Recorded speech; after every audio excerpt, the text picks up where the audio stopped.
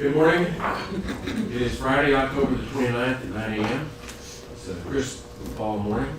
The Commissioners Court of Kerr County is now in session for a workshop. We'll do the workshop first, and then we'll go into a special meeting. I want to advise everybody that if you have come and you want to address the court, you need to fill out a public participation form. Okay. Hello. Judge, Yes. this is Miranda with GrantWorks. I'm calling in remotely for the workshop. Okay. You have anybody with you? I'm trying to get Matthew on the phone with me. If you'll give me just a minute, I'm going to merge him in, okay? Okay, we're going to go ahead and do the preliminary remarks, and then we'll just keep stay on the line. That will be great. Thank you.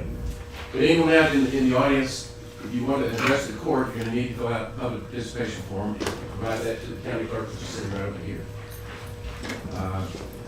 Let me begin by saying that we're excited about starting this process. We know that everyone is eager, but today the workshop is not about individual projects. It's not about individual requests or needs. It is about policies and procedures and process, and how we're going to go about doing this. And so what we're trying to do is we know everyone's excited. We're excited. These monies were unexpected from the federal government. But, nonetheless, we need to proceed very deliberately and carefully as we approach this process. So I want to throw that out there because I know some people may think this is the time to come advocate or pitch your need, and today is not.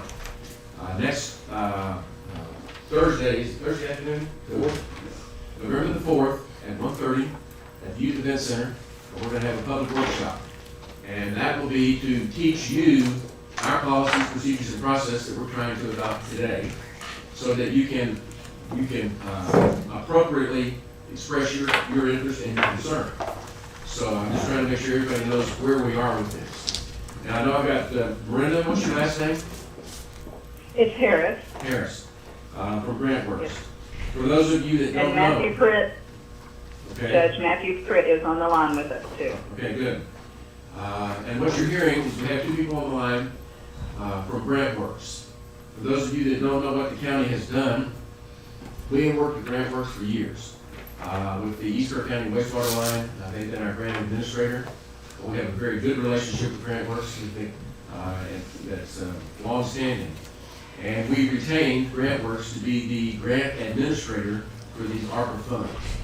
And let me clarify that these are not grants, these are funds.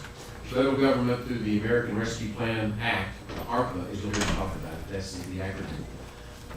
Has awarded funds to local governments to try to address the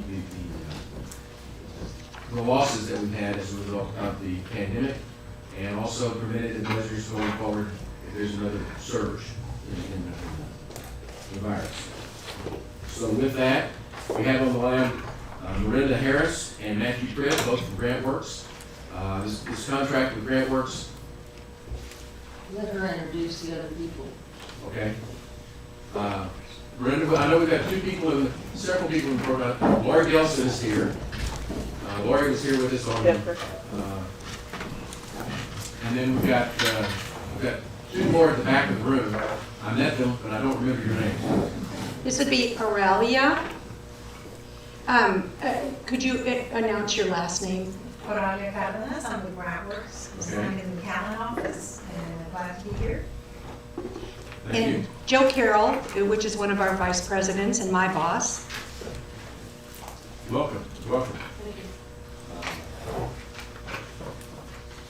So, with that, Lori, I think we've got the people on the line. Yeah. And we're going to start with if you look at the workshop agenda, we're going to go down to the middle of the page where it says Procurement Policies and Procedures Checklist. And we're going to start with that because we've got them on the line, and then when we finish that, we'll go back to the regular order of the workshop.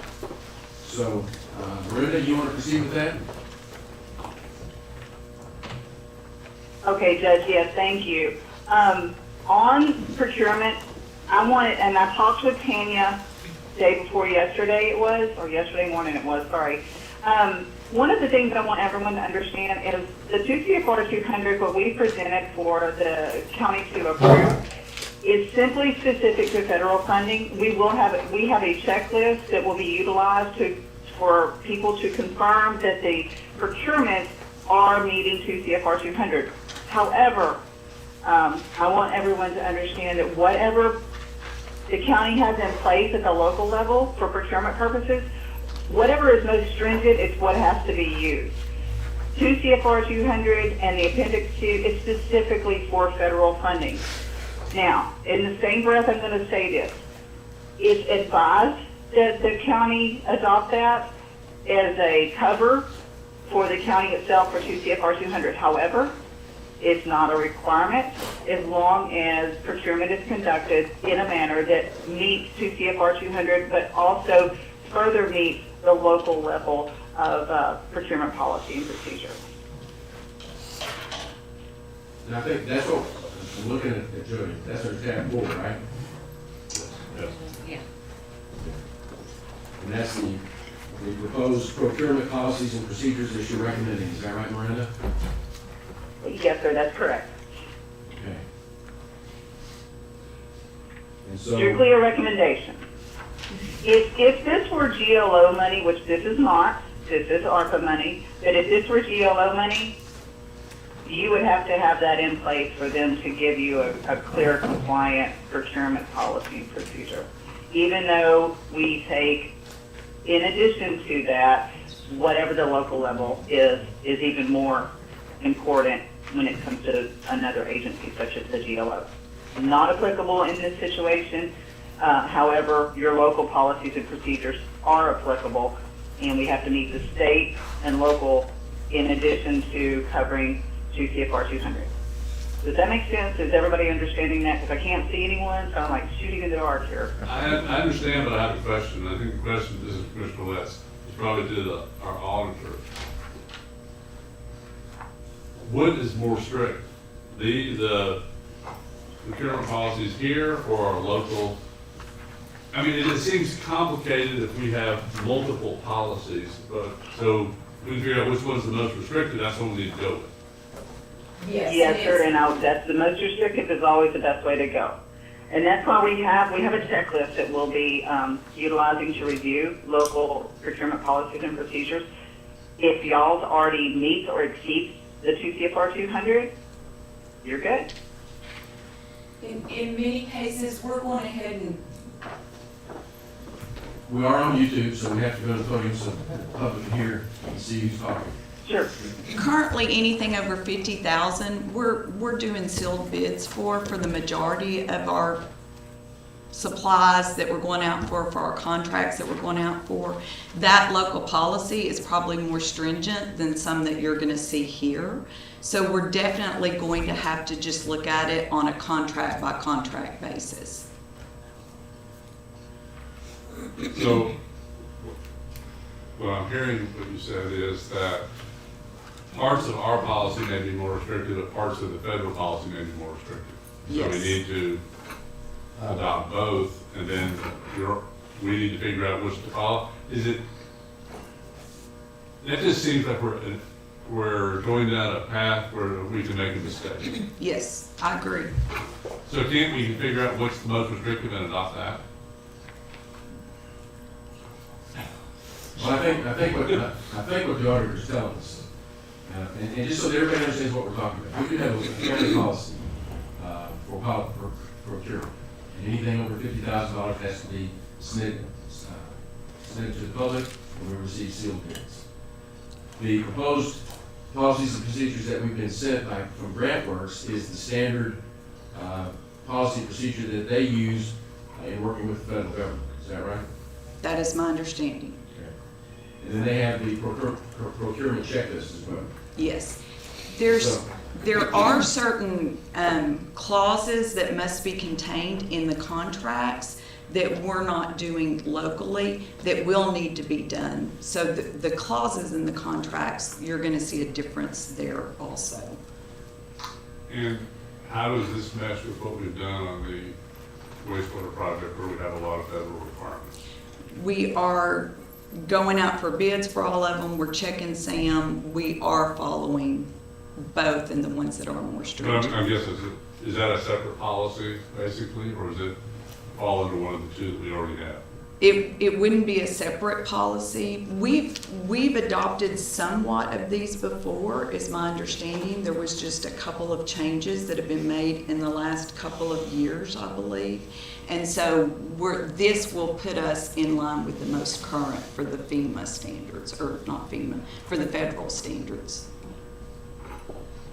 So it sounds like the way we're going to have to do it is have two sets that we're going to have to follow.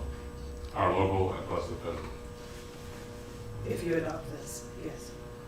Which is what we've done in the past. I'm Yes, just trying we to figure have out, done it in the Is past. there a way to have one policy that would be really nice? It will take a while to get there, I'm sure there is, but it will take a while to research all of it and see what the differences are. And if you adopt these standards, it will only apply to the ARPA Right. funds.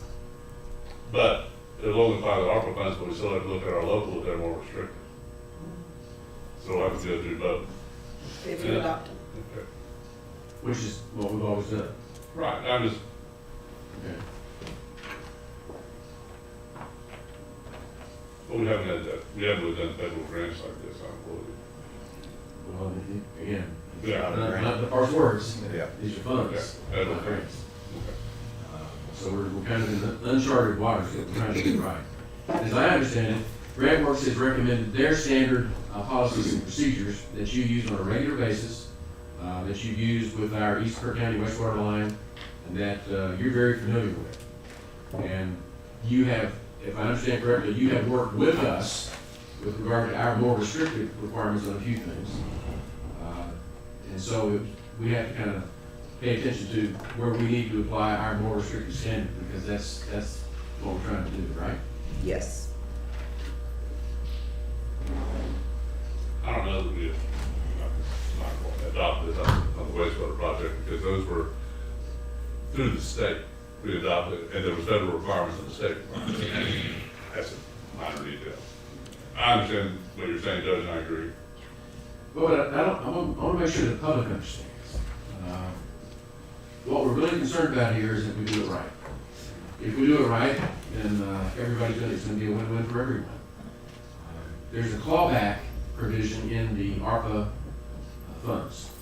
And that is that if we don't do it right, the federal government's going to claw back and take that money back from us, which means we're going to have to pay it back to the federal government. I don't want to do that. I like feeding my golf ball right down the middle of the fairway, which I cannot do personally. I want to put it right in the middle. I don't want to get out close to the edges here. And so we know that the proposed procurement policies and procedures that GrantWorks use on a day in and day out basis, we know that works, right? I like that. We also know that we have our own procurement policies, which are a little bit more restricted, that we're going to have to use in order to comply with the county policies. Am I understanding this correctly? Yeah. Okay.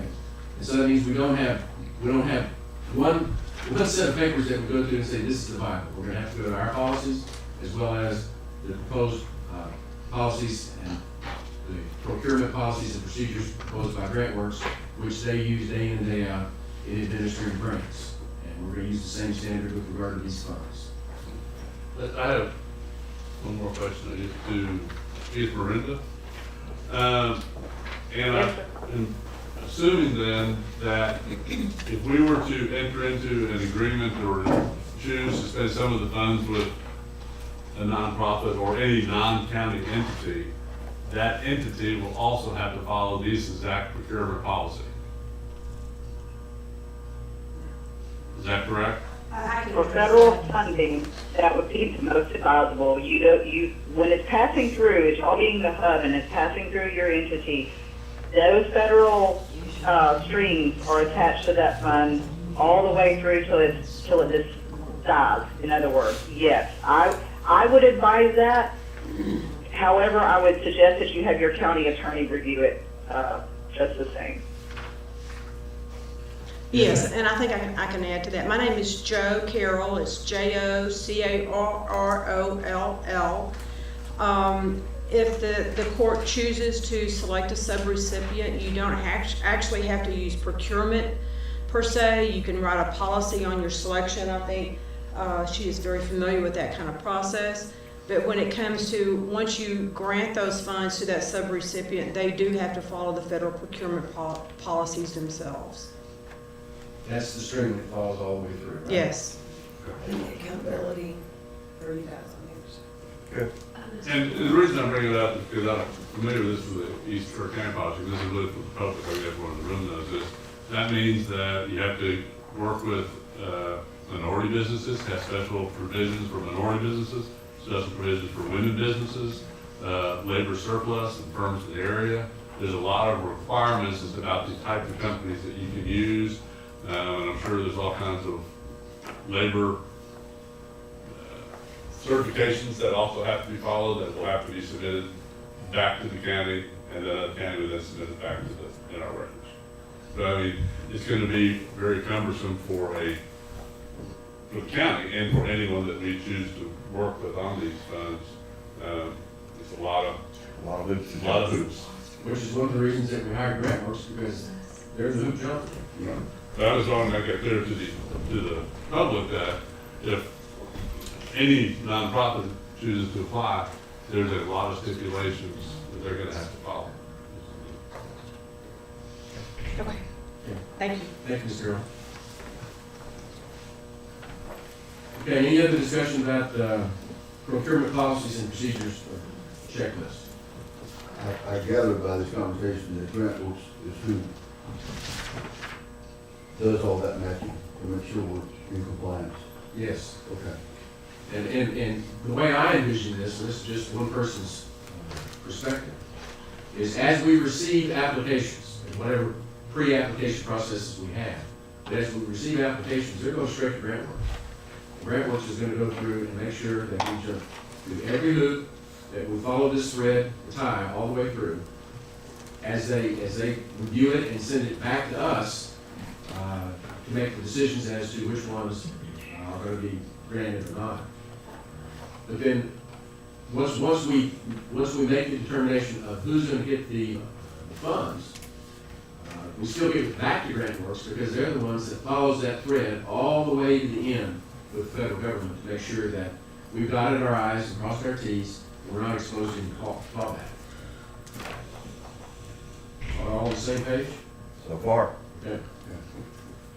So, and we'll take this up as an action item when we get to the regular court agenda.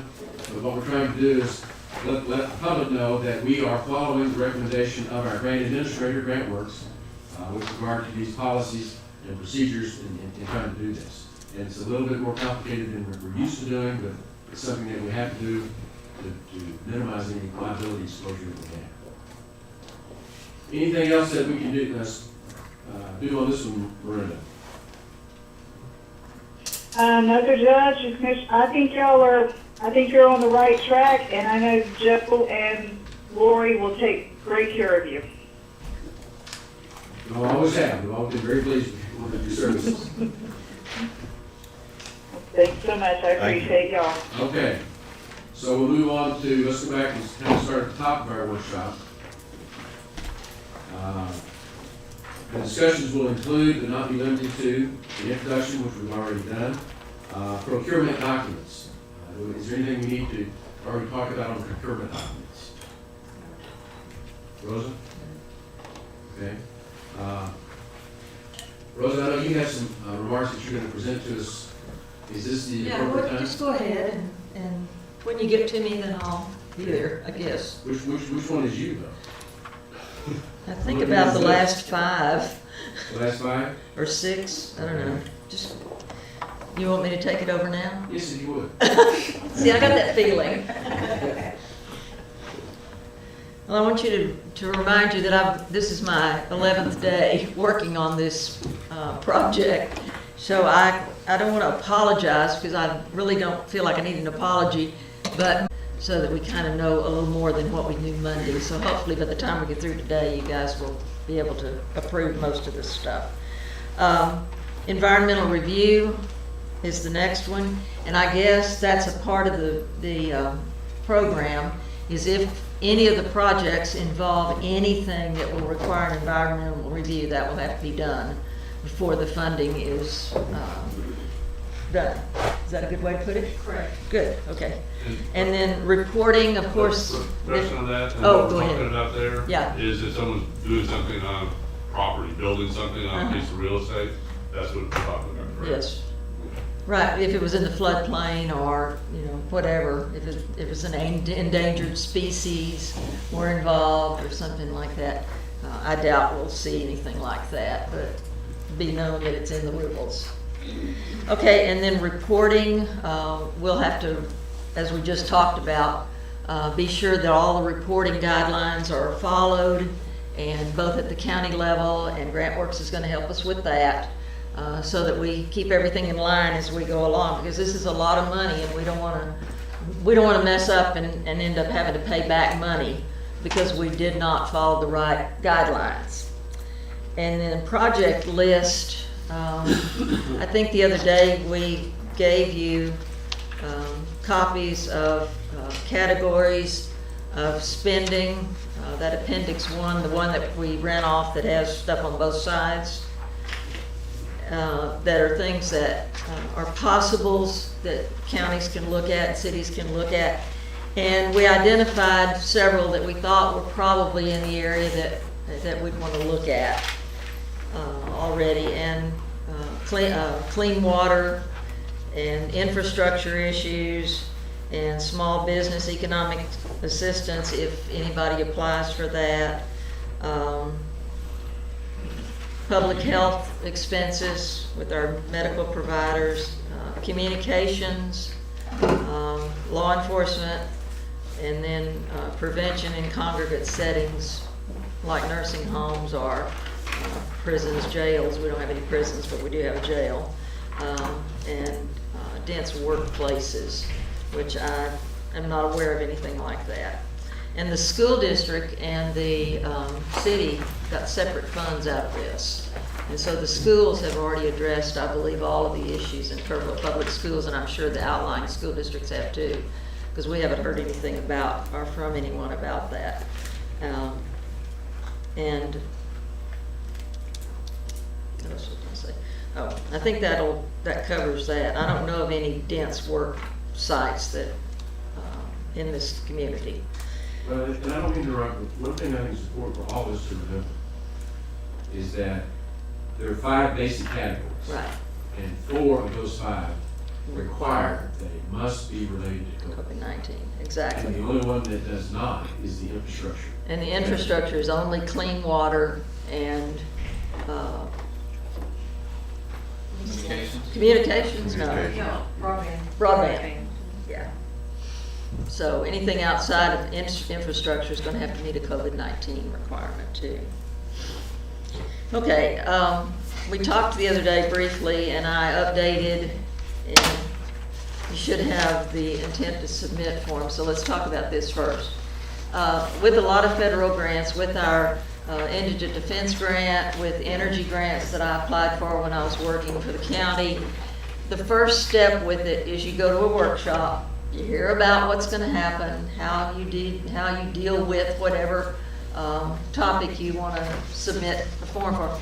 And then most of them require an intent to submit. It's the same thing as a request for an RFP, a request for application or RFA. So this is a short form of that. And what this will do for us is give us an idea of who is interested in applying, kind of what they want to do with it, and an estimated cost. And we talked the other day, we really only have about $5 million. We have $5.1 million to distribute in this first half of the ARPA program. So if we get somebody in this group that wants $5 million, that's going to be a problem. But we need to look at the big picture, and we can get this in, and then and we need to look at it, and I'm an old economics teacher, so let me make this statement. In any kind of funding, you need to look at must-haves, should-haves, and like-to-haves. And I think that's the three categories that we need to, in our mind, think about as we're looking at these applications. There are some things that we must have in a community. We all need water, we all need food, we all need shelter, we all need to feel safe in our homes and in our community, and we need clothing. Not too many of these things will ARPA be interested in buying for us. And so in that same economic statement is clean water and your law enforcement and your hospital and those kinds of facilities. That's just the old economic statement. This, we're gonna take to the workshop next Thursday and tell people if they feel comfortable filling it out, fill it out right now and put it in a box. We can get started with these. Otherwise, if you need more time, you need to go back and talk to your people, whatever, we're gonna ask that these are sent in by December 31st. Gives them through the holidays to think about what they wanna do. My initial idea with this was to do it quicker. But after visiting with y'all on Monday, we decided maybe we need to kind of slow down a little. I was already in third gear when y'all were in first gear. So these will be due by, and let me say one other thing. Everything has to come in through the website. No paper. So everything will be submitted electronically to the website. And then all of the information will come back to you through the website. So if you give me one of these Thursday, I'm gonna log on and I'm gonna say thank you for submitting in your intent to submit. That way you know we have it and you can relax and not worry about being left out. When you get around to filling out the application, this also will be posted on the website. I did a cover page for it, for the instructions, and these again will have to be submitted to the website. And once we get these, after GrantWorks has kind of blessed the intent to submit, then you fill this out and you submit it. And once you submit the application, then you'll get an email back that says, we got your application, we are in process of carrying through the process that the Commissioners Court has adopted. Be patient with us. Or it could say that, plus, you might want to submit additional backup documents to support your grant application. And we'll specify in that email what else we need. Okay? And this one, look, we didn't put a date on it, did we? No, because we didn't know how long the term. Yeah, because we don't know how long it's going to take for them to fill this out. So this will be, if you get it, you've got it, and you submit it, and we'll submit back, and then it'll go to GrantWorks to be looked at. Just, they're going to look at it to be sure it meets ARPA funding requirements. My 3-ring notebook, sorry. Okay, and then the criteria that we will use to judge the applications is on this 2-page pass out here. This again will be on the website. So you'll be able to go on the website and look at how these applications are going to be graded. Now, we took the potential points off of it because we haven't made the judgment of what points we want to use with each one. ARPA has a recommendation, but I think we have the right to use that or not use that number. And so that'll be something we don't have to decide today. But this will also be on the website for you to download, and you'll see how it's judged. And you may look at this and say, I don't think my project's gonna. So it'll be on there. We're gonna try to get it on this afternoon, and so people can look at it. And that'll be scored by GrantWorks. And that these all of those documents except the letter to intent we got from GrantWorks. Lori was so good last week. After all of this started, she said, "Oh, I'll send you everything," and it was wonderful. And she did. Yeah, she did, and I didn't have to create any documents. Huh? I couldn't keep up to it. Oh, GrantWorks will not be scoring that. GrantWorks will make sure that they've met all the criteria, and then a committee chosen by the court. Okay, will yes, score. exactly. non-elected. Not- And later today, we're gonna, None of the 5 of you. later today, then we'll, talk about the budget. The community survey. I got the impression you didn't want to use SurveyMonkey. So, we're gonna use this community survey next Thursday in the workshop. So everybody comes to the workshop, will be able to fill this out next Thursday. Or you can download it off the website, complete it, scan it, and send it back to the website. Or if you're technical like I am, you can make a copy of it, circle your answers, and put it in the mail to us. And that's as simple as we can get it. But we need to have these postmarked by November 12th, so that on November 22nd, when we come back to Commissioners Court, we'll have the results of the community survey. And one of the things that the ARPA funds speak to is that you really should let your community have input. We may not agree with all the things you want to do, but we would like for you to have at least the input so that we get a little guidance out of it. Okay, and then that list. And then these are the allowable projects. This list, we probably are not going to put this on the website. She's shaking her head. Yeah, it was You just know, well, I mean, we can look at this as we look at the applications later, but it's not something that's on the website. And let me look at the list and see. We have finished a PowerPoint presentation to use next Thursday night. I was working on it Monday, and we got together Tuesday and completed what we got. It does have the rest of the deadlines and some more information on it, and so this will be available at next Thursday's web workshop. And they'll be in the afternoon. And this will also be posted, yes, this will also be posted on the county website. We may wait on this one until after the workshop next Thursday to But back post. in my helicopter go up about 10,000 feet. Basically what the procedure's gonna do is we're gonna have workshops. We invite everybody to come. In that workshop, there is gonna be some community input, a community survey, as to the items that you recommending to the county to fund, types of projects that you want us to fund. And all that's gonna take place next week.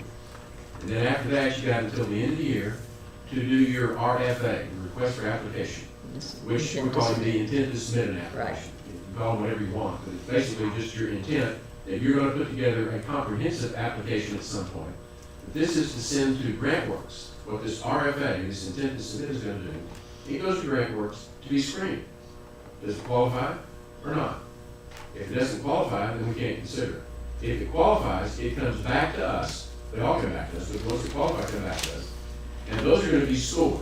And there's a criteria like which we got, that you'll be provided, as to how we score it. Now, when I say we, I'm not talking about this court. Not a single one of us that sit here that will make the ultimate decision score these applications. They're all scored by Rosa, who we brought back in to help us with this. Is gonna be head of it, and Jody Grinstead, our court coordinator. And there'll probably be at least another person or two, but Right. it depends on what they want. They'll do the scoring. Be non-elected officials and people who are not involved in any applications for the grant. But we're gonna No dog in the find, fight. yeah, but Jody and I have both been through grant training, and so we kind of know what to look for. And we'll find somebody else, at least, who's willing to help us with the scoring, so that it'll be nonpartisan, is that a good word? Hopefully, we will look at everyone with the same set of eyes, And all they do is score. and all we'll do is score. They said, we think Right. this is most important, Right. this is the must-have. Right, Here's the should-have, and here's the like-to-have. right, And so they score it. That's what comes to us, the score. Is their score, the applications that have been screened, then scored, Then they come to us, and then we debate, which projects we think that we want to try to dedicate this money to. I think it's a terrible process. I'll be blunt. First of all, It doesn't I don't think the survey that's here at all explains to the public what we're talking about doing. That's And right. what we could do. The public doesn't understand a lot of the needs we have. They don't understand on that survey that the sheriff's department can't talk to KPD. They don't understand the sheriff can't talk to Kendall and Gillespie County. And there's a lot of others, that's just using that as an example, because that's one that I'm familiar with. Well, and that was highlighted this last, Right, and it's highlighted, but Okay. how, no, let me finish. So how do we, you know, we're getting all this input from the public, but they don't understand a lot of the things that are out there, and by reading that, communications, I mean, that whole program is listed as other. Okay, we can at any time have a public town hall to discuss the kinds of things that have been submitted. That's, I mean, we're flexible. We can just schedule a town hall to once we identify the things that people are interested in, we can certainly, or we can do it. You have a public person to do newspaper articles. I suspect there could be. How many people read the newspaper right here in this community? Very few. Well, a lot of How them many- read it let me finish, online. please let me finish. Okay. How many people can get off at 1:30 next Thursday and go to a meeting? I mean, it's, the five of us have been elected to oversee these funds. And I think we should oversee them. We know where the county needs money. I look at it, and I think first thing the court needs to do is set where the priorities should be from our standpoint and let the public be aware of that. I think public safety is number one for me. I don't know the rest of the court feels. Maybe they don't think public safety is as important. But to me, we're going out there and getting all this information in that may not be needed, and we're putting a deadline. We don't even know about the second 5.5 or 5.1 million, well, that's coming to 5.2 million. And you folks recommended, and I agree with the recommendation, that we don't even look at that until next summer. To me, you know, we've had the county clerks come in with a very good idea that I hadn't thought of, but I think other county departments probably have ideas too. And I think we should look at funds that are gonna save the taxpayers money long-term that are already existing projects that we're looking at. And then all of a sudden, we're setting up a program where all of the grading is done by none of us. And then we're gonna have to select something that may be the last one on the list. And that's gonna, I mean, and everything we do is subject to open records, I presume. So it's gonna look real good to the public when, you know, the scoring committee is not the one voting on it, votes for, you know, who knows what. And I think they'll probably be in line with what the court thinks largely, but it's votes for something that we disagree with, then we go for a different direction. I don't see how that helps us at all. Lauren. And I think the first step is for the court to have a discussion, which I thought we were gonna do today, on what we believe the sources of the funds and types of areas the funds should be used at. Okay, and so I have one point on that to make. Yes.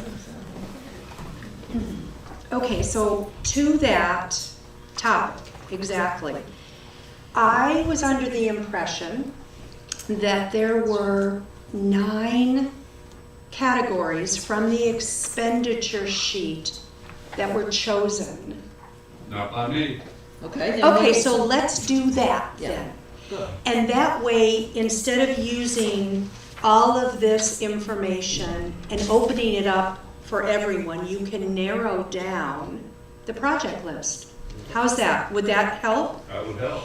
And you would be responsible, you guys, you 5 up there would be responsible for narrowing down the list. Would that work? Let me ask you a question. Does this funding require the public process that we described this morning? No. No. I think the funding does not, there's nowhere in the law that says you must have. So as long as we're transparent, I think that a lot of counties in the United States are opening it up for public discussion because they feel that they want that input.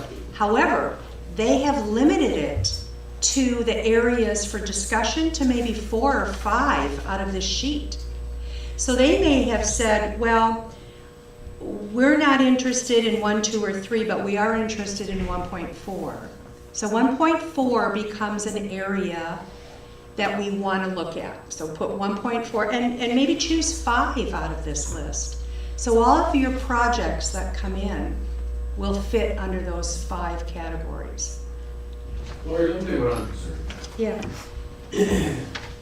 And I know I probably used bad metaphor when I talked about blood in the water on this, but everybody's lining up to try to get some of this stuff. That's as it should be. I understand that. I'm worried about what is not eligible for these funds, because that's where the clawback exposure is. And we know that anything that's on this list, this front and back list that we're going to give out to the public, we know that qualifies. And GrantWorks can review the request for application, the intent to submit, and come back and tell us thumbs up. This is something we can consider. I'm concerned about the things that don't qualify, what's ineligible. And I don't think, and so I'm asking GrantWorks to help us understand what is not eligible. When I look at the information that y'all provided to us, I've got this U.S. Department of Treasury bulletin. I'm sure you recognize it. Mm-hmm. And on the backside, on the last thing it says is ineligible uses. Mm-hmm. And so for me, and I think for the public, what's most important to know is what is not eligible.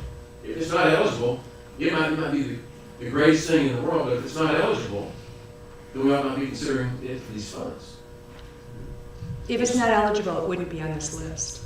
Well, I know. And so we know what's on that list. Right. Okay. But it also says that changes that reduce tax revenue are things, if we spend this money on things that we would ordinarily spend tax revenue on, is that going to be a callback item with the federal government to say, well, that's stuff you normally pay out of your budget? That's right. That's what concerns me. Is if we do that, what happens to us? Yeah, you pay back. I don't disagree with that, but I think that we need to go onto this list and look at it and maybe send that to GrantWorks and say, will this project do it before we go off with all the soliciting for all this? I don't do this survey, all that. Okay. Do this public meeting, that's fine. But I think it's this course decision, what's going to help the taxpayer. That's why we're elected. I mean, we have a different view than the rest of y'all. Well, I suspect you know where you want to spend the money. I guess what we're saying here. I think that is something, I don't know, if it's not eligible, no, I don't want to spend the money there, Doug. But I think that a communication system for the sheriff's department is a very high priority. We have been knowing, we've been told this is a problem for years. I've already publicly said that that's my number one concern with this. Getting the sheriff's department, talking to the police department, volunteer fire departments all on the same wavelength, upgrading everything, get up to the century standard. My thinking, and I may be wrong, is you cast out the net and see what you get, and then bring back the fish that you can eat, or the good things that are in that net. Throw out the turtles and that's a kind of a weird analogy. But by having this community input, you have cast that net. And not everybody's going to agree with us. But it doesn't say because the community said anything, we have to do such and such. It's all going to be up to you guys. Hello, Mr. Ballou. Hi, it's Lori again. I have one more thing to comment on. And that is that during this workshop, if there is a need for communications from the sheriffs, then they should put in an intent to submit. They become part of this process. And so we'll have their paperwork as well as somebody else's paperwork. And they'll be graded accordingly. Sheriff communication is number 1.8 on this list. Correct. It's a definite yes as far as using it and getting ARP funds. But this is what I'm trying to get my head around. Okay, That's under category number 1, public health, yep. okay? That has to be directly tied to COVID.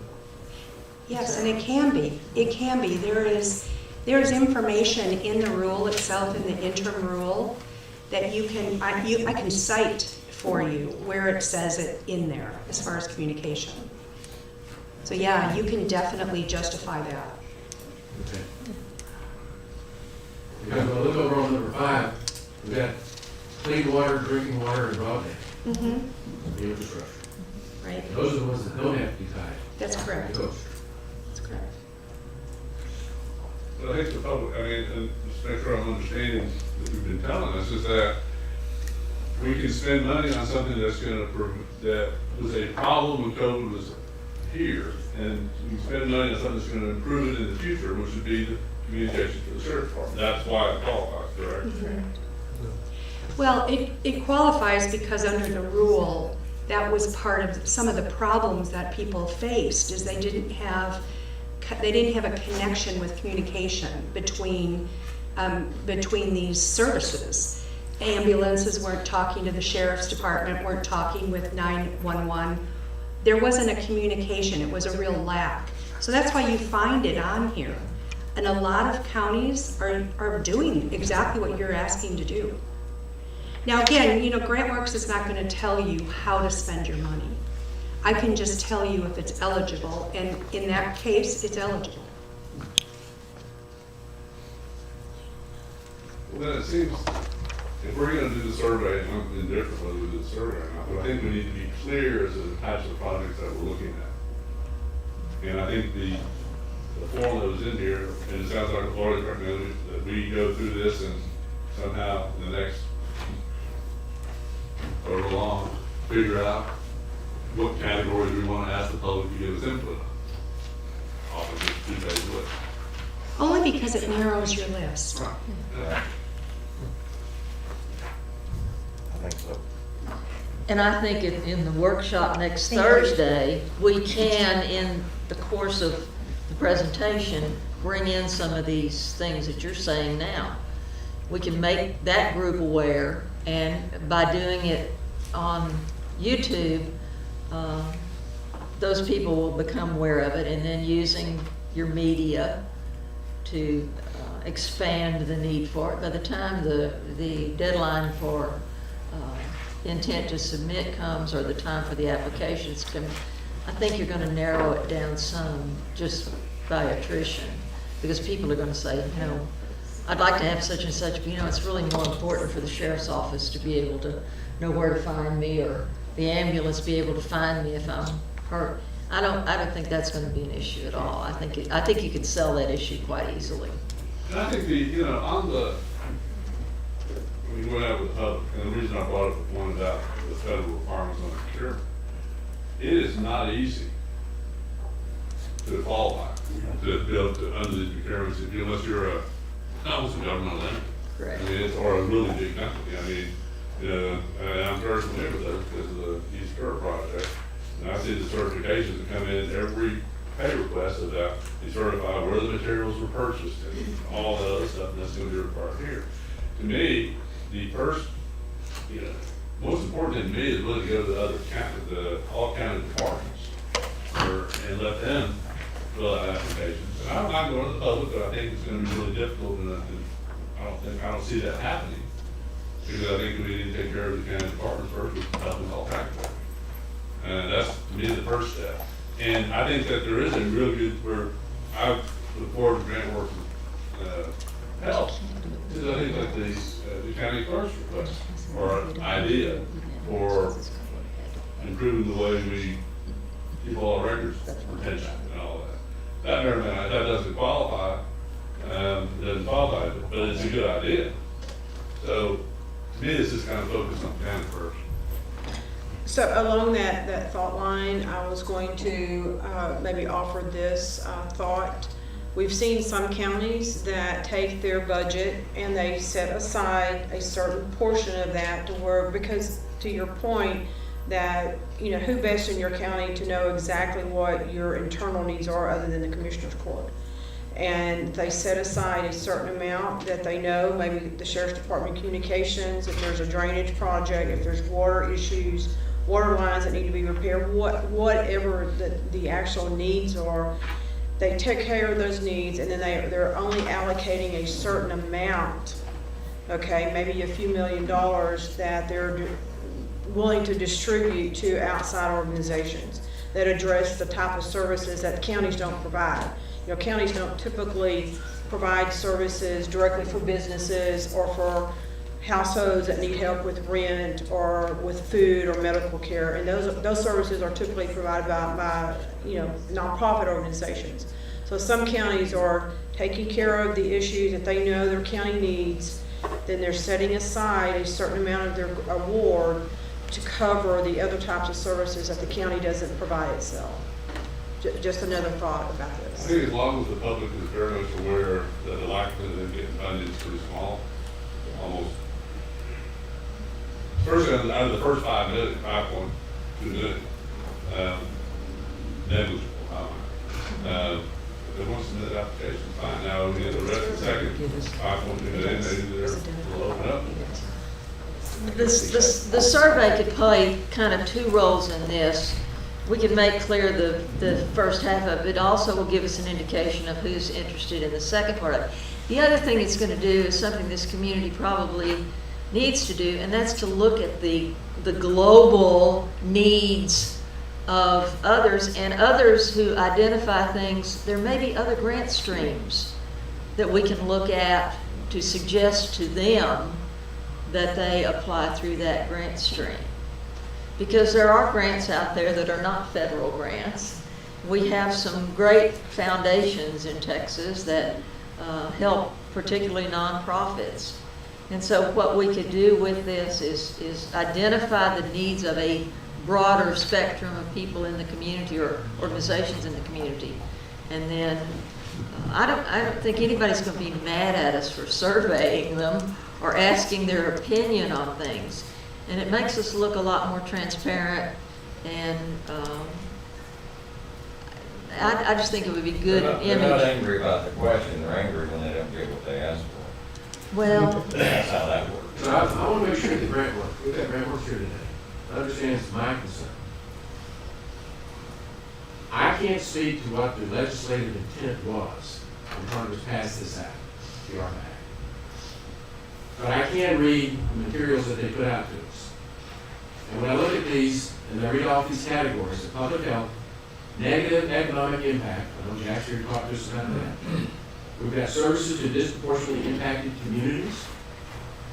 We've got premium pay for our essential workers. And then we've got infrastructure. And the only one that's not tied to COVID is the infrastructure. It's pretty clear to me that Congress somehow intended for us to use these funds for more than just supplementing the county's needs. Yes. This is just not about, the county gets the money, so we're going to pay what needs to be done on county level. Because I don't want a callback. And so I'm expressing my concern now, don't let us go down the wrong path. If we do this, are we going to be criticized for it? And I can tell you, if we don't listen to all the public's needs, I think that's going to subject us to criticism, because we're not being transparent and open to hear the needs of the community, regardless of what the final decisions may be. To exclude, listen to the needs of the community, I think would be remiss. But every time we need to listen to the needs of the community. I mean, this is the second meeting we've had, we're going to do a workshop, we're going to have a lot more, so I mean, I think we're pretty transparent. I have no problem with the survey, I just want the expectation to be real, that the likelihood of getting the funds is pretty small in my opinion, and the requirements, if you do get some, are going to be pretty onerous. And that's fact, you know, because that's the way the federal government works on these programs. I mean, the requirements is tough. And you know, I don't mind doing that. And I'm looking, keep on going back to the infrastructure thing. Well, we don't do water, so that knocks off 2/3 of the list, so that leaves broadband. in my opinion, broadband is not our responsibility. Right. This is You know, clear. Henry Ford said, you famously, you can have a car in any color you want as long as it's black. And I think that this money, as long as you remember it goes for the COVID relief, you're okay. We're drifting away from that. So you gotta stay focused. If we stay focused, we're all right. If we don't, then we have a problem. This is what I was worried about. We have this wish list out there, this Christmas list, and everybody lines up to get their Christmas goodies, and that is not what this is. False We should, I don't even expectation. think, sir, False expectation. yeah, I don't even want the county to take the money for fear that they're gonna claw some of it back, the way the judge was talking about. So we need to stay really focused on this, laser beam focused, and make sure we don't screw it up. That's what we got That's grants. why Grant Works is, that's what we got here helping us. Yeah. But now, Okay. she just said a moment ago, she's there to make sure it's all legal, not to guide our request in any way, shape, or form. We'll send the request that we get to them to be screened. Right. And nothing else thumbs up, thumbs down. Okay, if you'll get out this Appendix 1, expenditure categories, these people over here don't have a copy of it. So I'm going to just go through here and we'll look at the things that are under public health one at a time and see if we can come to some agreement on that. And if we need to, we can readjust our PowerPoint or whatever you guys would like to do, okay? Should we like, when you get these ones, should we raise our hand, yes or no? Sure, that would work great. Wait, Okay, under public health, there's actually 11 objectives that we can look at. The first 3 all have to do with vaccination, testing, and contact tracing. I think probably Peterson Health and Dove Thomas probably have those things under control. And with the numbers going down, I would think that probably would be something that we could agree to pass on. So do any of you think we ought to do COVID-19 vaccinations, testing, or contact tracing? No votes. we agree. Okay, we're good. Good start. Number 1, guys, we're good. Okay, number 1.4 is prevention in congregate settings. That would be nursing homes, jails, dense work sites, schools, etc. We know the schools have already addressed their issues with their funding. I'm concerned about the jail, I'm concerned about nursing. Right. The nursing homes took a big hit with COVID. Concerned about that. The Delta variant has come and almost gone. I think we can agree if we keep up with the news that we have done well with that and in the jail too. Is that correct? But we don't know when Delta Plus shows up in 3 weeks if that's going to be true. So how do we feel on 1.4? Jail, I agree. Yeah. Okay. The nursing homes and then those are private. Okay, so we'll just put the jail on there? Okay. Those ones, nursing homes. Well, you really got privacy because it's private. Yeah, the nursing homes are all privately Obviously, owned. considered private needs out there, Yeah. not just the county needs. So I think, I don't want to make an arbitrary exclusion and get in trouble. My grandma's people out there. I don't mind nursing homes, I mean, I don't think we should do that, for a number of reasons. I don't think we should do it. Private enterprise, we don't know what kind of operation they have, we don't know if they had a grant already and squandered it. I don't want to get involved in that. Let's take care of the needs of the county. Okay. We will specify jail. Okay, number 5 is personal protective equipment, PPE, and that was a separate grant that the federal government did, and I'm not aware, of course, I don't keep up with it. I'm not in the medical field, but I'm not aware of any issues here with that. If anybody else could speak to that, you're welcome to. is that intended to be like or purchasing or Purchasing, improving? like if we wanted to purchase ventilators in case we need them down the road, or we want to buy more masks or clothing or shoes or masks. then I don't think that's been an issue in this community with any of the medical facilities. I think all of that was covered under it. Okay. Wait a minute. Sheriff, how's that taken care of at the jail? Right now, we've got plenty, we stored up on masks and all kind of hand sanitizer, so we're in good shape. Okay. Hopefully you won't need it. Yes, hopefully. Okay, so we're gonna knock that one off. Agreed? Nobody wanna raise your hand on that one? Okay, 1.6, medical expenses including alternate care facilities. What does it mean? Well, I would think it would mean like Paying for nurses to be- nursing homes again, or What about inmates at the jail? Raphael Clinic. I mean, inmates at the jail, is it, would we, that's a direct COVID-related unexpected cost. Correct. I mean, we could go that direction. We got through this pretty good. I mean, we had bills, but, we want to set aside, we can't predict what's going to happen in the future with the bills. But the word, alternative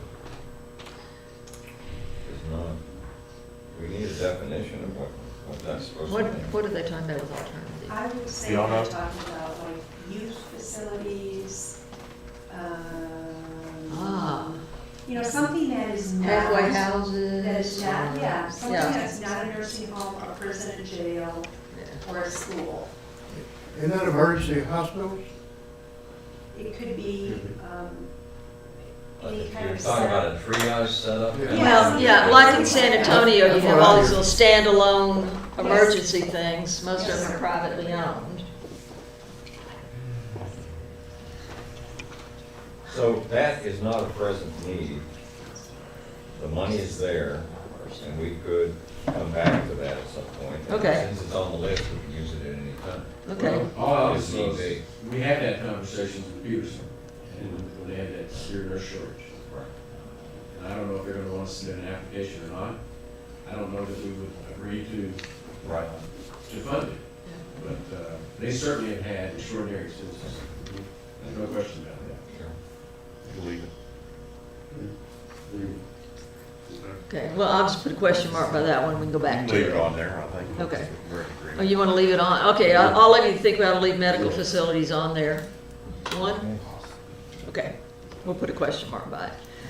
Okay, 1.7, capital investments for physical plant changes for public facilities that respond to the COVID-19 public health emergency. We've already done that. Guidance?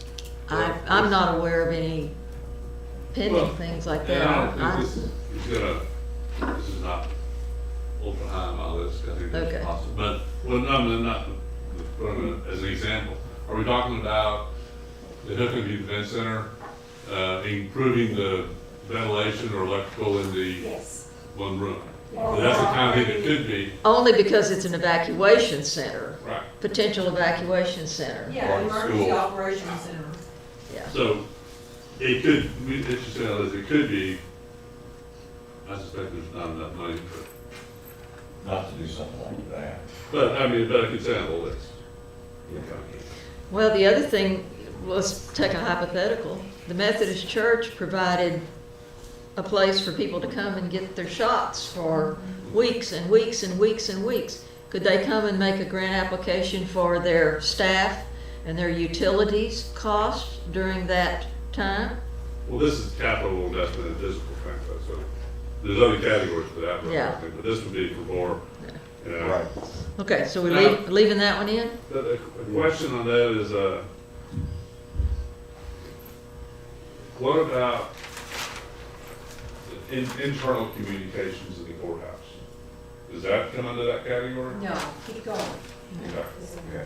That's 1.8.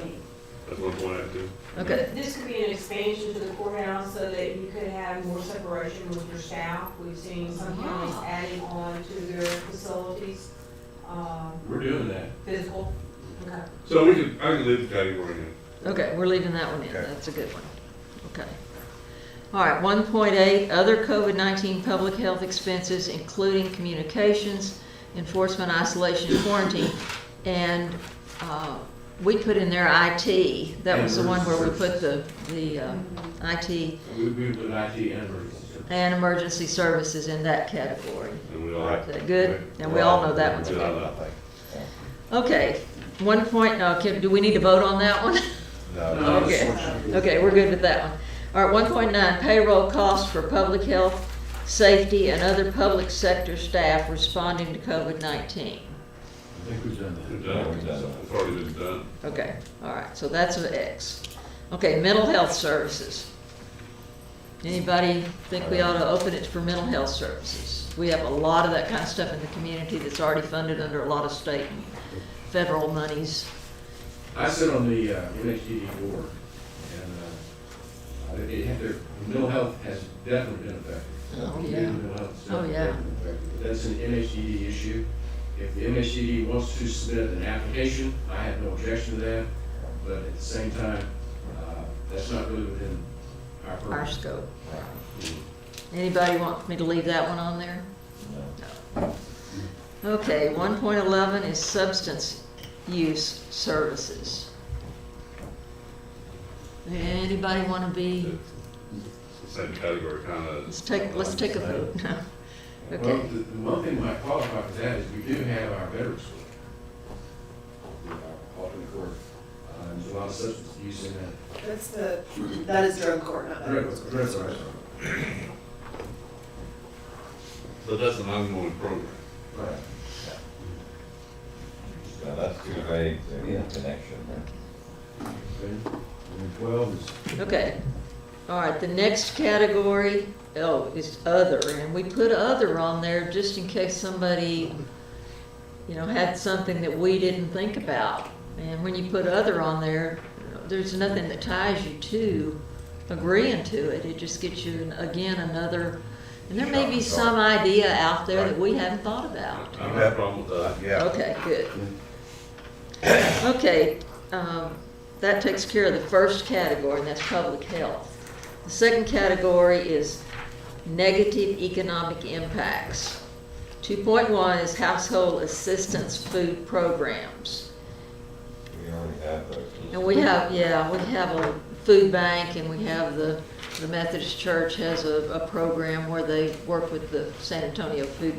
So I did not think that is that agreeable with y'all, that that's not something we want to get involved in? Household assistance for rent, mortgage, and utility aid. Again, yeah, that's a no. Okay, household assistance, cash transfers. Some places, they just wrote people checks. Right. So what is this? Well, some of the places that have received ARPA funds, I saw one on the news the other night, where they just gave everybody $1,500. Yeah. Don't think we want to do that? No. No. Okay, household assistance internet access programs. No. No, okay. Household assistance eviction prevention. Of course, that's one that the larger cities have used funds for, to keep people from getting evicted from their apartments and stuff. But I don't think that's been much of an issue here either. no. Is that a no? No. Okay, unemployment benefits or cash assistance to unemployed workers. One I think thing, they've gotten that already. Anybody vote for that? No. Okay. 2.7, job training assistance. That's sectional job training, subsidized employment, employment supports, or incentives. Anybody? No. Okay, 2.8, contributions to UI trust funds. Laura, you're gonna have to help me with that one, because I don't even know what that is. I think that's part of the unemployed. Unemployment part of it? Okay, I'm not sure either. I don't know. Unemployment income? We don't know what Yeah. it is, we don't want to do it. Okay. Good point. Okay, 2.9 is small business economic assistance general. Anybody think that's something we want to look at? No. Okay, 2.10, aid to nonprofit organizations. We have a lot of them in town. I think we'll leave it I open. think, Okay. yeah, I think they should be able to apply. Okay. And, you know, for nonprofit situations, let's hypothetically say, and this is kind of a crude way to put it, but let's say that from the first group of applications, we can award $4.85 million. So that leaves us with 15, and one of these nonprofits says, I need 15,000 for such and such. So you've got that money available, because we don't know how this is all going to add up. And there may be some small amounts that could be available. You could just give, you could agree to give a certain amount of money away to each of them that apply. Like, I don't know, $5,000. Well, we have like 120-something nonprofits that are here. So they have to demonstrate how this is Right. connected To this COVID-19, right, So you may only have 3 that come back that. exactly, exactly. Okay, 2.11, we agreed to leave that one in. Okay, 2.11, add to tourism, aid, I don't have my glasses, aid to tourism, travel, and hospitality. Now, we have a lot of different organizations in town that work with them. Okay, aid to other impacted industries. No. Too vague. Okay, too vague. Okay, other economic support, even more vague. Okay, and then rehiring public sector staff. That would be the people that lost their jobs as a result of COVID-19. There's jobs everywhere. It's public sector. Public sector. Anybody else I'm aware of. No, I'm not aware of any either. Okay, that took care of category 2, negative economic impacts. And I'll go back and review all of these for the people that don't have copies of these when we get through.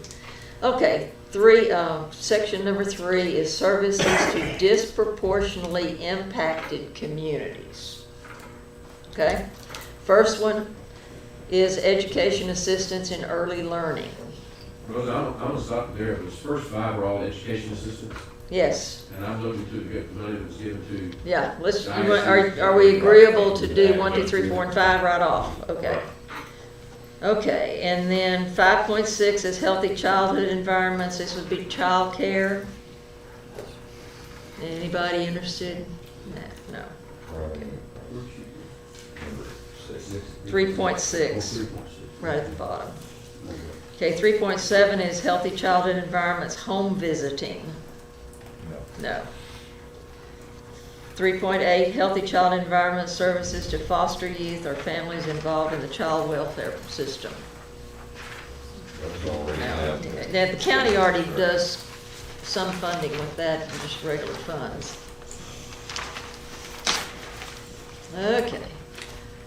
3.9, healthy childhood environment. Just interrupt me if I read one and you're ready to vote for it. That'll make it quicker. 3.10, housing support, affordable housing. That would be organizations like Habitat for Humanity and things like that. Anybody interested in that? No. Okay, housing support services for unhoused persons. Unhoused persons is homeless. And we have shelters here, so anybody interested in that? No. 3.12, housing support, other housing assistance. I don't know of anything that we could do there. 3.13, social detriments of health. Determinants. Thank you. I'm not interested in social determinants. Okay, you're not, okay. So can I just mark off 13, 14, 15, and 16 then? The only one I think we're covered under Yeah. Okay. All right, then the next section is premium pay. And I think we've done that. And you've already done that. Private sector grants to other employers is 4.2. Are we interested in any private sector grants? Okay, then we get to infrastructure. Now, infrastructure is the only category that doesn't have to tie back to COVID-19. Okay? 5.1 is clean water. And that's, the clean water is a centralized wastewater treatment. And I think we have just about addressed that with the East Kerr County, the Kerrville South, and the Ingram wastewater projects that are, 2 of them are close to completion and one of them we're still working on, if my memory is correct. Is that right? I think the first 5 probably are all. Okay, we can knock off all of. Okay, well, I know that Headwaters was interested in drilling another well into the Ellenberger. They're a taxing entity. They're a taxing entity, Underwater conservation? under clean water. I mean, Looking, water conservation, or what category would that go under? Do you mind? Well, in fact, they're taxing entity. I think that takes care of itself. okay, We can't give to a taxing entity? Well, we shouldn't. Why should we give to a taxing entity that has to budget those on? They said, well, they didn't get these funds, though. I know that. Yeah. see, it would fall under 5.8 water conservation, I guess. For our rules. I'd like to leave. Back over here. I have one statement on that. If you're talking about giving it to a SUD, is that what it is? Yeah. Or not a government entity, but not somebody who received money, correct? Yeah. That would go under 7.3. Okay, so that's. Okay, Okay? That's the industry, okay. Yeah. I'm good with that. And then all the clean water Okay, so all the clean water we're zapping, and all the drinking water. and all the drinking water. Yeah. And we got Yeah, 'cause- 5.6 is storm. Okay, now we're down to, But, well, stormwater, that's one, we may have something else. Yeah, we could. did from water. okay, stormwater, Thinking around this. is that 5.6? Right. You wanna leave that in? Yeah. Okay. Okay, and then zap the drinking water, is that what you said? We don't have any. We don't have any issues with drinking water. The only thing I thought of was if somebody's well has failed as a result of some, is that, Drinking water is part of a public water system, and you guys are not a public water system. well, we have a lot of people in the county that have private wells. Yeah, but that's not what this is. Okay, all right, good, good. Okay, and then broadband, we have a lot of providers.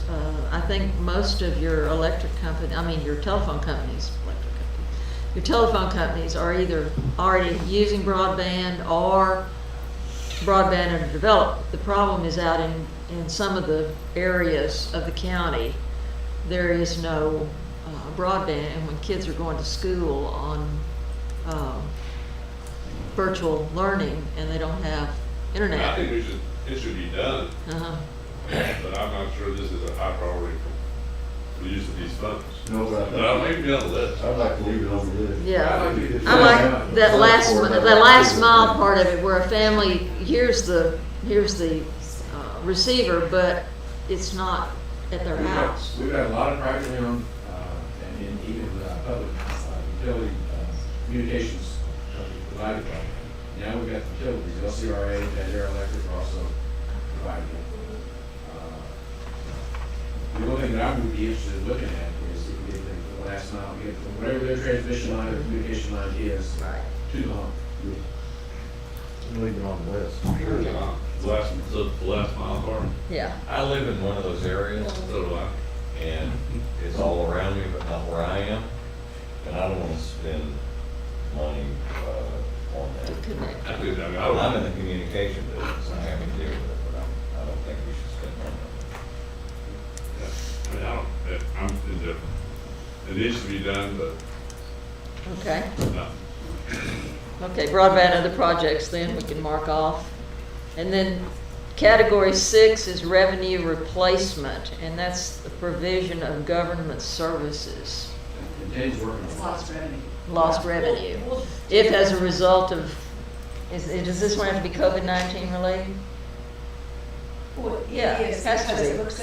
it looks at your budget for 2019 and 2020, and looks at the lost revenue. If you lost tax revenue during that time, no, not just tax, revenue, any any revenue. Yeah. Okay. Oh, any.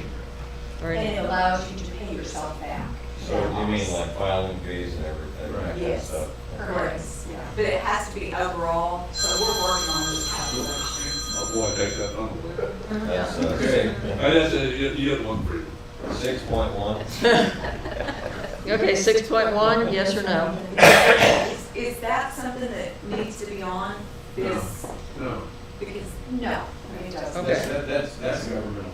Okay, all right. Look, if we wouldn't have to apply for anything, this money is in our bank account. So, You'd apply for yourself? No? no, you just, We gotta justify We're it. still gonna send you what happened. Yeah, you'll have to justify it, so you're gonna have to go through the process. It fits, just make sure. I mean, it doesn't go on the survey list. Right. okay. Okay. I just think it's an odd way to do it. Yeah, No one was just come back over here.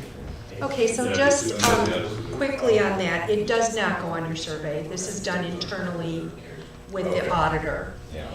And the money that, if there is a loss, some people don't experience a loss between 19 and 20, but if there is, it can go back in and to be used for anything. It does not have to be on this list, that money. So let's just make it up and say $2 million was lost. Let's look at 100,000. 100,000. Yeah, let's look at 100,000. Let's just say that's 100,000. $100,000 lost. Then you can use that towards any expense. And that's where Jackie's ideal would come in, that it would be, could be used for something like that. Other needs that are identified, just as an example. Well, how, if we're doing the survey, how do we put on here, like on other governmental, how do we make it clear to the public or other entities that they can apply, what category they apply under? And otherwise, as an example, and I have no idea, but say, up here, there's some stuff under clean water of, pollution or something, a non-point source pollution or something. UGRA may have some idea that they haven't been able to do, and they want to submit that, but that would go under other government entities, transfer to other governments, but how would they know to submit the project? Well, why not have the list that you're looking at following the survey? No? We can add it to the survey. That's our good examples underneath the, I think, something on those, We could, have that list, but the ones we're narrowing it down to would be the ones that we see as Commissioner's Court as priorities. right. Oh, we can also maybe just do the survey and in the county, obviously, all elected officials probably had to know what we're looking at. And then any governmental entities would be, that I consider the city hurdle, understand the process, and the UGRA and Headwaters.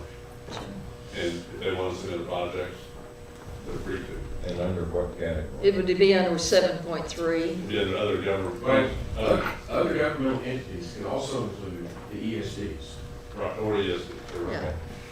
But again, that's for everybody, and that's for the greater good, and it's for clean water, and it's for emergency services, and all of that does it tie to the virus. And since he brought up ESD, Jack's here, and he might have something we're not even on our radar that they might. I guarantee you Jack has something.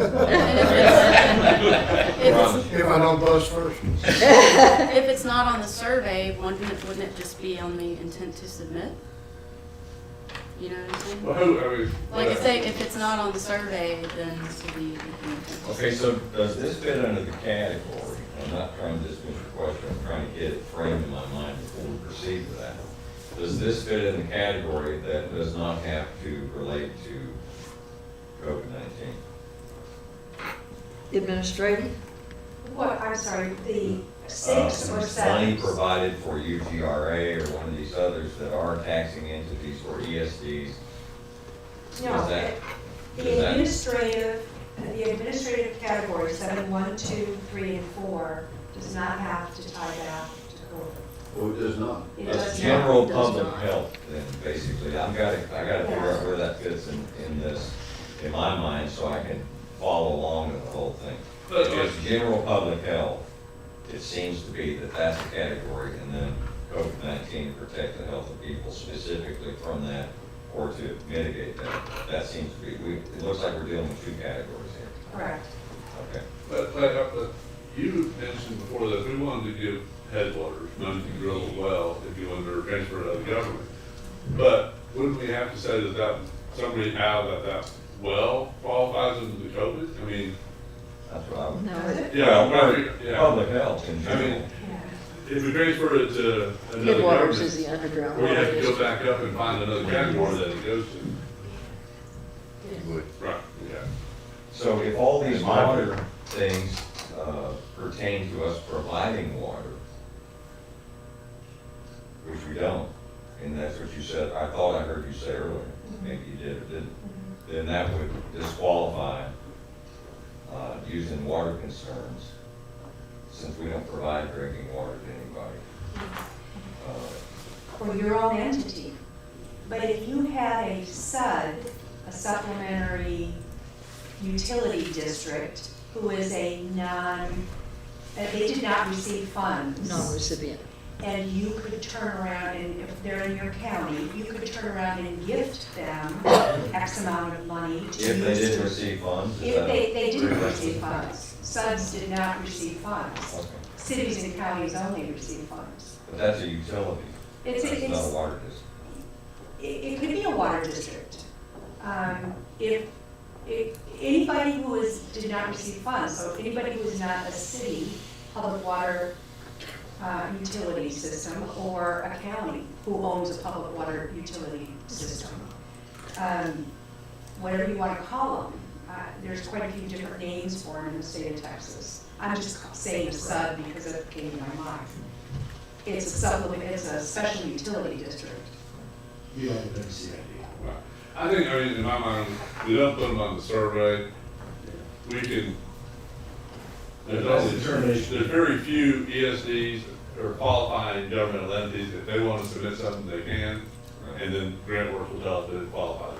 If they're watching, they're sharpening their pencils. And that goes back to that, at the end of the money, there's $100,000 left. If, at that point, you could decide to distribute with your ESDs, your volunteer fire departments, Headwaters, UGRA, those kind of people, if they had a valid project that you supported, then you could leave, you know. Right, but their use of the funds has to go back to that procurement power. Correct, exactly. Exactly. Now, does it have to be a special need, something that's just come up? Or something that they No. were not able to do because of COVID. this last year? Yeah. And the reason behind that, because over when you here. look at infrastructure, even though we're rural, Come over here. I'll let Laura get by with it, but I'm not. When you look at the infrastructure types of projects, even though they don't specifically say that you have to show the clear time back to COVID, it's presumed, if you will, because during a pandemic, we all need access to water, we all need access to sanitary sewer, we all need access to communication via broadband. So that's why the infrastructure projects do not have to have a clearly documented tie back to COVID. It's presumed that those things are services that are essential in the event of a pandemic or a public emergency. You know, people have to work, children have to go to school. We've already learned that, you know, it needs to be done virtually, and that's another reason for the broadband. I think this is a good time for us to take a break. We've been going about an hour and a half, and that's about anyone's normal limit. So let's take about a 5-minute break, come back, try to wrap up the workshop, and go to our regular meeting.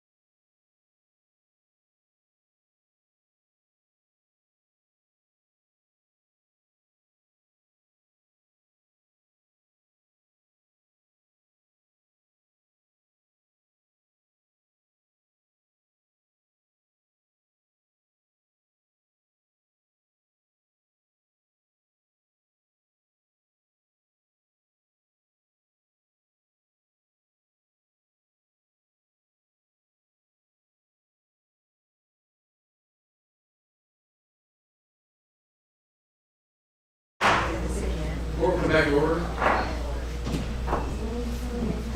think we're close to wrapping up the workshop to get to the special meeting. We are. So who needs to go first? Okay, let me just say a couple of things here. I think Jonathan has a question for GrantWorks before we let them go also. Go ahead. My question is that the nonprofits is one of the things that we check off on. I'm a nonprofit, and I'll just use an example that makes it easier for me. Every youth sports in the community that are all nonprofits had a really rough 2 years because their numbers were way down. They couldn't do concession stands and things of that nature.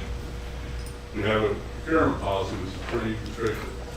How, if we were to choose one of those nonprofits to get some funds, and they can document that as code, their revenues are down just code.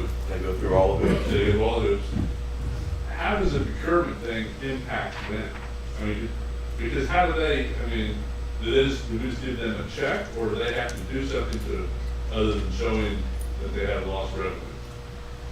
I mean, how do they fit with the procurement side? It can be any nonprofit. Yeah, so a nonprofit wouldn't have to show lost revenue per se for themselves. You can make an assumption just based on what you're saying that during that time, they were not able to receive funds from their fundraising efforts that they typically do. They can show that, I'm sure. I think, are you asking if let's say you developed a policy that said you're gonna give all these nonprofits $10,000 apiece, are you saying what about the expenditures, what they can do with that money? Right, can they do anything, or do they have to follow?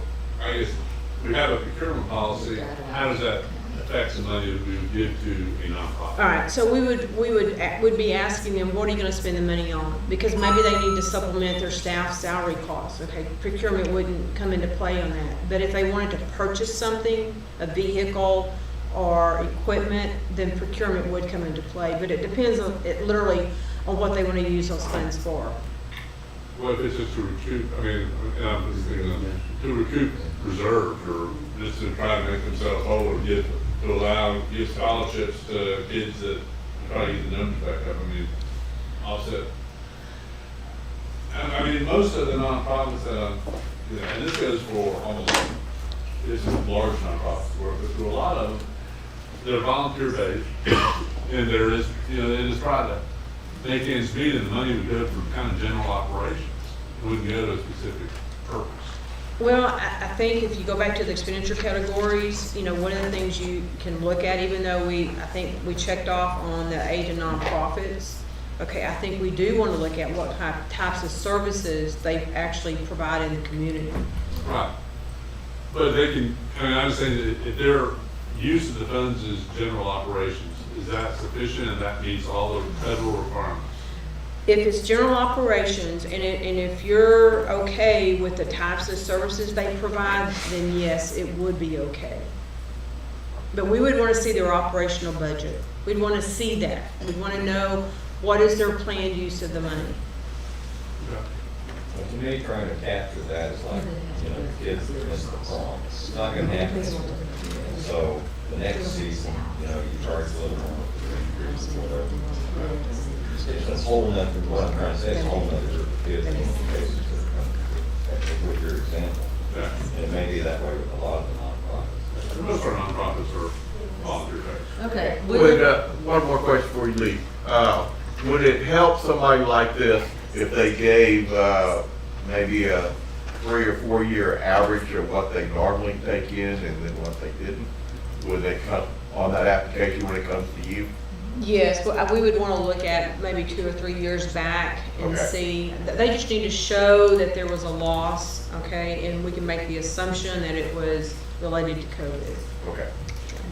Along with justification. Right. And we also have to do an evidence-based, population, we have to do that evidence-based interventions. Come on down.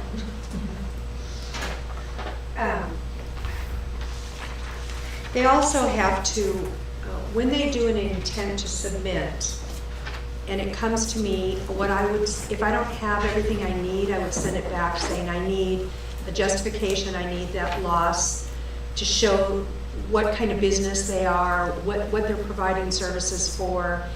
I want to know, they have to give us an area where the recipients must identify the amount of the total funds that are allocated to evidence-based interventions, which is based on your population. And What is, I don't understand evidence-based. What does that mean? it's a format, it's a formula that you look at. And so it's saying use of evidence section above. Basically what that is a US Census population, I believe, and the salary within that population. So they actually have to look to see if they are providing services to a correct population based on federal guidelines. Okay, and there's one other question, on the either the intent to apply or the application, who and how much assistance do these entities get from, or are expected to get from GrantWorks and or the county grant administrator? Okay, run that by again. How much assistance comes, you mentioned that you get something, you'll send them an email back. I'll send Rosa an email back. And how much assistance are any applicant going to get in filling out the application? No. Exactly what they do? I don't think we help them fill out the application. I think once they've submitted it, if we need additional information, then we'll request it. But I think the rule of thumb is, what you're gonna get back from GrantWorks and what you're gonna get back from our grant administrator is the communication of what else is needed. Yes. That's the communication. And so for all applicants out there, the two most important things are explain, and document. submit whatever background And data. if there's more information needed, it'll come back down the track, come back down to you. It should be an arm's length thing. We don't want to try to hold somebody's hand while they walk through that process, and that would be favoritism. Okay. County government can't.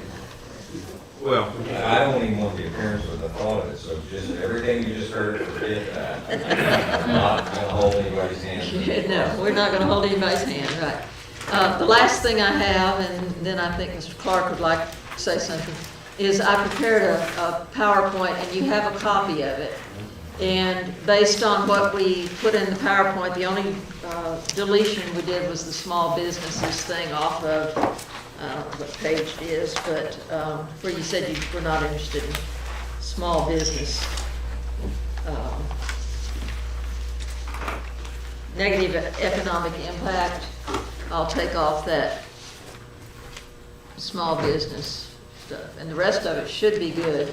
So, we're not gonna go through all this. I had asked him to show it, but time-wise, I think we're good. If you look this over and you find something, you can give me a call or. And to clarify, on the infrastructure page, look at that. It has water, sewer, or broadband. We're gonna take out sewer. We're gonna eliminate sewer. Right. Not approved. Right. Other than that. Other than that, but now, look at my list, my checklist right here. Should we, if we've Xed out everything except stormwater, shouldn't we X out water and just say stormwater? And well, I mean, I think this needs to be, this document needs to Specific. exactly reflect what we just did. Yeah. okay. And so we did, like under. Responding to on infrastructure school, needs. Like where it says under the, public health, where it says prevention. Oh. Nursing homes, I guess, because there was some discussion on that, but then dense work sites, schools, et cetera, or maybe it's up to, the dense work sites and schools come off. Okay. And we decided we're only looking at nursing homes and jails. What's the discussion on nursing homes? I thought we picked that off. Well, the judge thought, the one that he had. Okay, so we'll leave nursing homes and jail on that one. That's good? Copy that one. Right. We get rid of dense work sites and. Right. And then on medical, we have medical expenses. Yeah. Did we want to X that one out? We left that, I think we left that one in. Did we?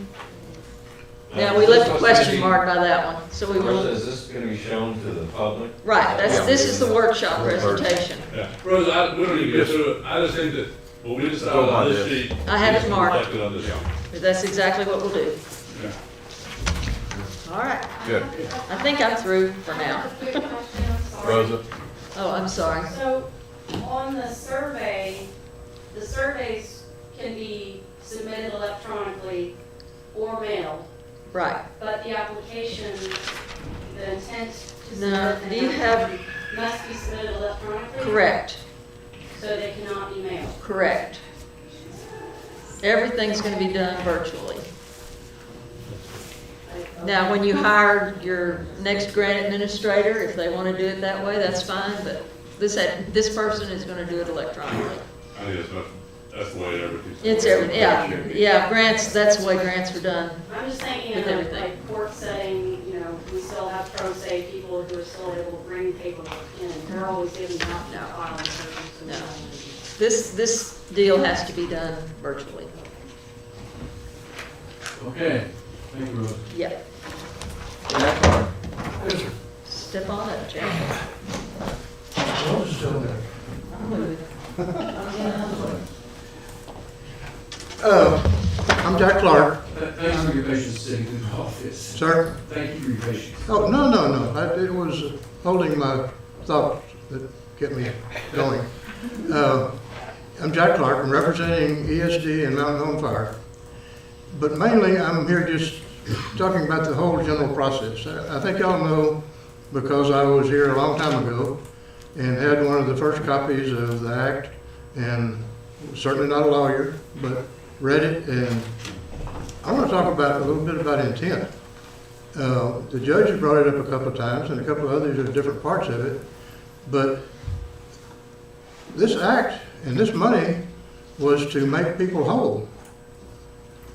And when you start talking about private is out, I don't think that was the intent, because the initial things that I saw on the news and the safety seminar that I went through, it was talking about all kinds of things. Everything from, of course, they were certainly talking about EMS, the guys that had to work overtime, the equipment that had to be bought for them, the courthouse that had to put up shields, and that was all stuff that happened during COVID. And this seems to be going the other direction. This seems to be skipping over the make people whole and going to the what can we do in the future. And that paragraph down there, to me, is talking about broadband. Okay, I would love to have a new radio system for everybody, fire departments, sheriff, everything. But that's also a normal function of the court and the budget. And I'm looking at, from hearing the last webinar, went through it, or seminar that y'all did a week ago with Monday. GrantWorks? Monday. Monday. No, actually, Okay. It seemed like it would be. Yeah, anyway, okay, a week ago. 11 days. And GrantWorks started talking about pulling their list out of it. The first page of the act goes through, Judge, what'd you say, is there 5 items? Yes. 4 of them are related to COVID, Yes. Right. and we seem to have jumped to 5 about things in the future. When they start talking about building libraries, filling in the youth exhibit hall for future emergency evacuation, I don't think that is what was in the first 4. But that's just like I say, it's just my opinion. My little deal of $40,000 for the fire department is peanuts to what y'all have to deal with. But I did want to say that about what, after I read that and the list they've been talking about here, I didn't see some of those things. I think they're paraphrasing or expanding on some intent. And if you use the word intent and you go back to the act itself, I think the intent was to make people whole.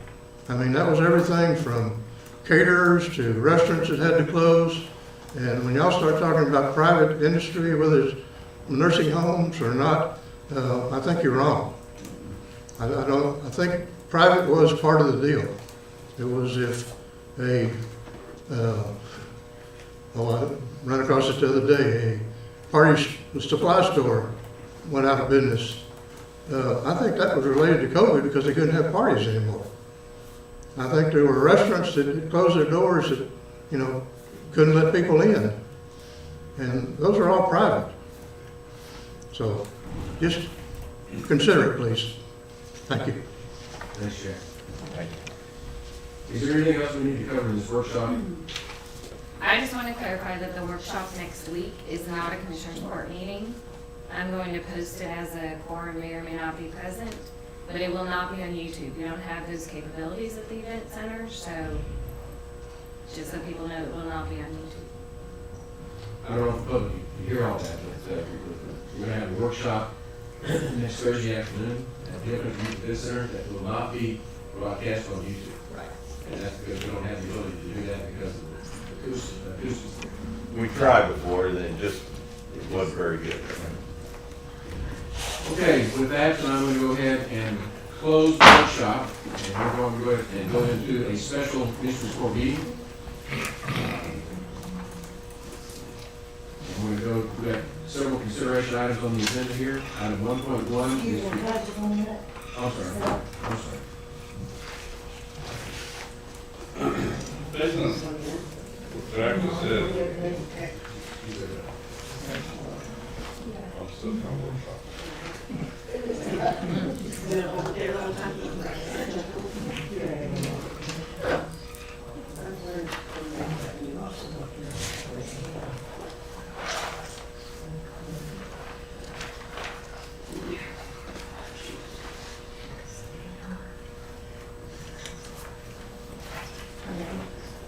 Okay.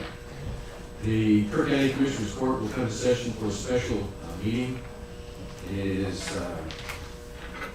10:57. The first item on the agenda is to consider, discuss, take appropriate action to approve the intent to submit form to the American Rescue Plan Act funding and determine the time frame to accept forms. That's the attachment under tab 1.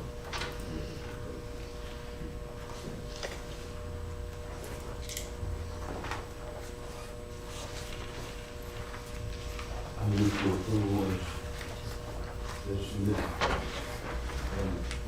And this would be for the addition by the end of the year. Yeah, these are very close, correct. So we've got a motion to approve the form and make the deadline form December 31 of this year. Is there a second? So, Got a motion and a second. Those in favor? wait a minute, Judge. And so we'll change this from what the form says now to December That's correct. 31st. Yeah, this is the Okay. The form now says, November 11th. right. That- This is There's that packet that I gave you, Oh. that's all the updated, that one has December Okay, 31st. very good. Yeah. Thank you. Any other discussion? Those in favor, raise your hand. Unanimous. This is pretty much expected a one-page. Very Do simple. we want to take business off of it? No. Oh, no, okay, we'll do it then. Item 1.2, consider, discuss, take appropriate action to approve the project application form for the American Rescue Plan Act funding and determine the timeframe to accept applications. And the proposal, I believe, is to approve the form and applications will be due 30 days. 30 days from when? From the time they receive electronically their invitation to submit, then 30 days after that would be the deadline. Because as we get these letters of intent, we're going to send them in. And so if we get some of them back, then I'll go ahead and invite them to, and that way we don't have all the applications come in on the same day. We've got time to, So it'll be a very fluid process. right, exactly. It won't go any further than the end of January, won't it? Well, No. We're gonna have them submitted by, didn't we just decide we're gonna have them submitted by the 31st? That's right, we're going to go to Grant Works. then GrantWorks bounces them back, Okay. and we give them back to the applicants. So when is the trigger pulled, is what I'm trying to get? When we get them 30 days back, from whenever GrantWorks sends them back? correct. When they're approved to submit. So that would, they would all have to be in by the end of January, unless they're gonna sit on them all. Correct. I have a process question. We're only looking at the first block of money. Correct. 5.1 million or 2 million. And we know, we think we're gonna get a second block, so we're gonna, anyway, I guess my point is there a reason that we have to have all these deadlines? Why can't we just put it out there, they submit them, we review them, and we can start funding as we decide we wanna do? Why do we have to wait for all of them to come at once? Because we may have, I don't think we want to. We don't. want to do what? Wait till all. The money doesn't have to be spent till Right, 26. so I mean, I don't, why we need deadlines on these, on the notice of the intent of the application?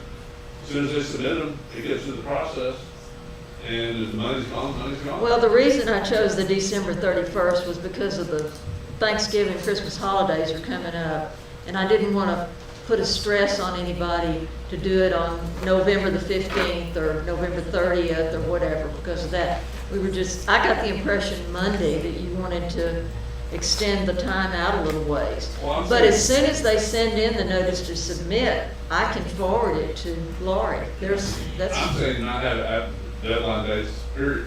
I'm saying just let them submit them, and, you know, I think, I mean, there are some people that are aware of this, the more will be aware of that after the workshop.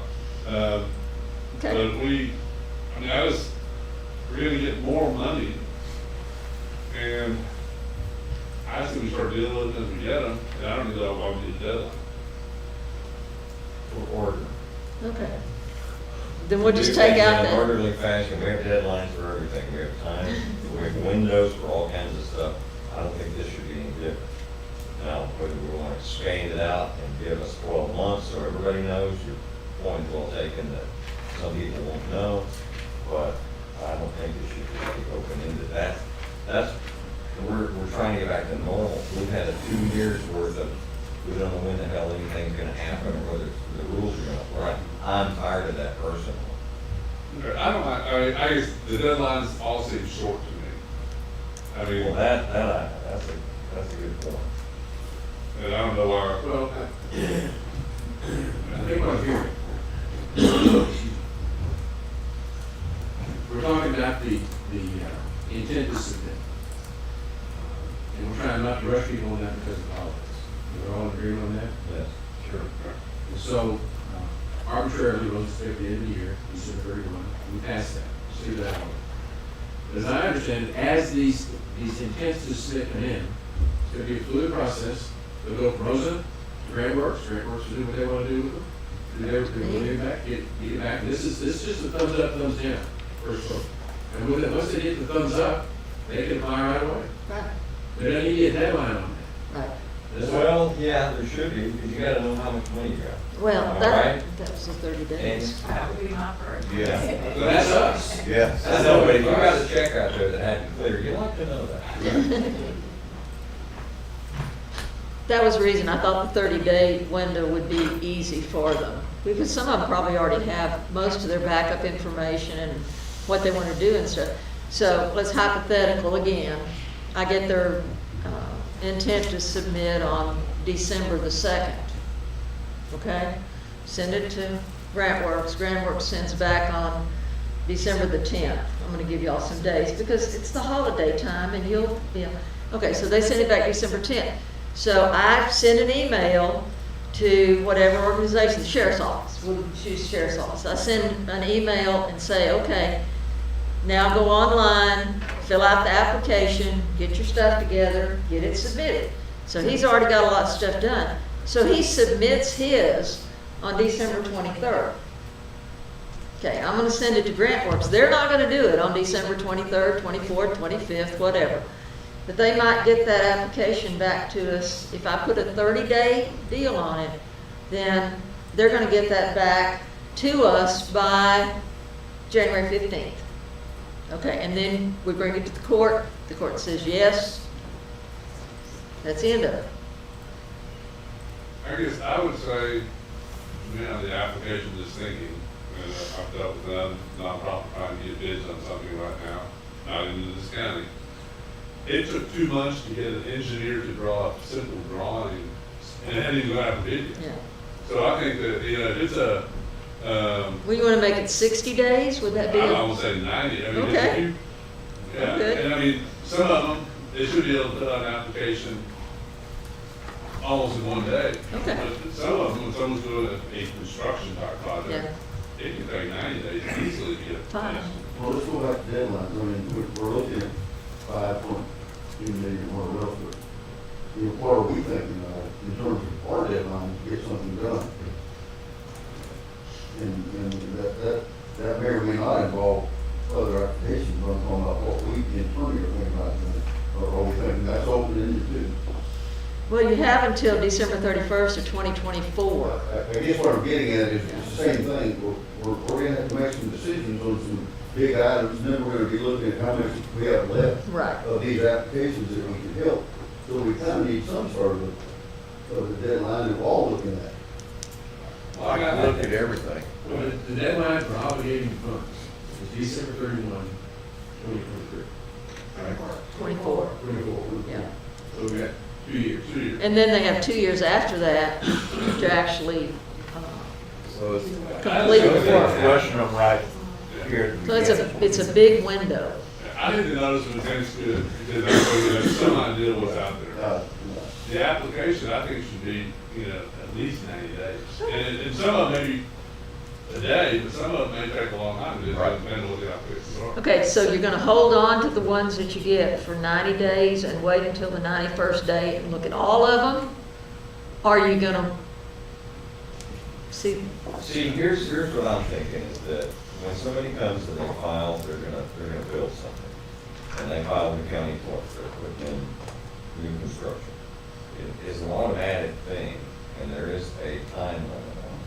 You have 30 days, or it just happens. And you can't do that with this. It's gonna be, but it still needs a time. Everything needs a trigger date when it starts, when it needs to be completed, when you need to know. So otherwise, the organization you're talking about, if you're talking about construction, that kind of stuff, you kind of have to know when your start date is. And you're not gonna be able. Well, that's one of the requirements that Well, you what I'm have. saying is that if we're gonna, and I presume the application's gonna be for like $1,293.10. We're gonna have to, it's gonna take a fair amount of time to come up with that number. And it's gonna be more than 30 days. Jack? Sorry, Dad, just throwing it out there. If the sheriff turns in an LCRA radio contract for the whole county for $5.2 million and it's approved, what are you gonna do? It'll be a second round of 5.2. Yeah. And everything else would be put on hold, well, hopefully it's not gonna be that much time. Well, it's up there. Oh, I know, it's up there. But I think that I think that we approve them as they come in to a point, or we wait at some point. I mean, I don't see the rush between now and 6 months to them, plus or minus, before we start making decisions. I think that's kind of a more, maybe that's the right way to approach it. When do we want to make the decision, start making decisions, and then have applications due 30 days before that day? Well, and also there's the scoring process, and we might look at those as, say if it's based on under, you know, and so it's 90 and above, we look at it first. Because when those applications are due, it's still going to take quite a bit of time after that, because it's then going to go back to GrantWorks, make sure they're still in compliance. And then if you decide to have them graded, whatever criteria you use or whoever you use, you've got to give those people time. So it's not like even if they're due, you know, in 6 months and you want to make that decision in 7 months, that's not enough time.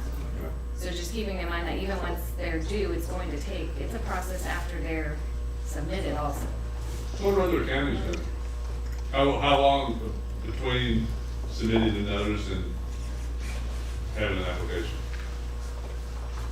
How long or? I had a discrepancy. No, Just as Joe Carroll has, I think that's a good question.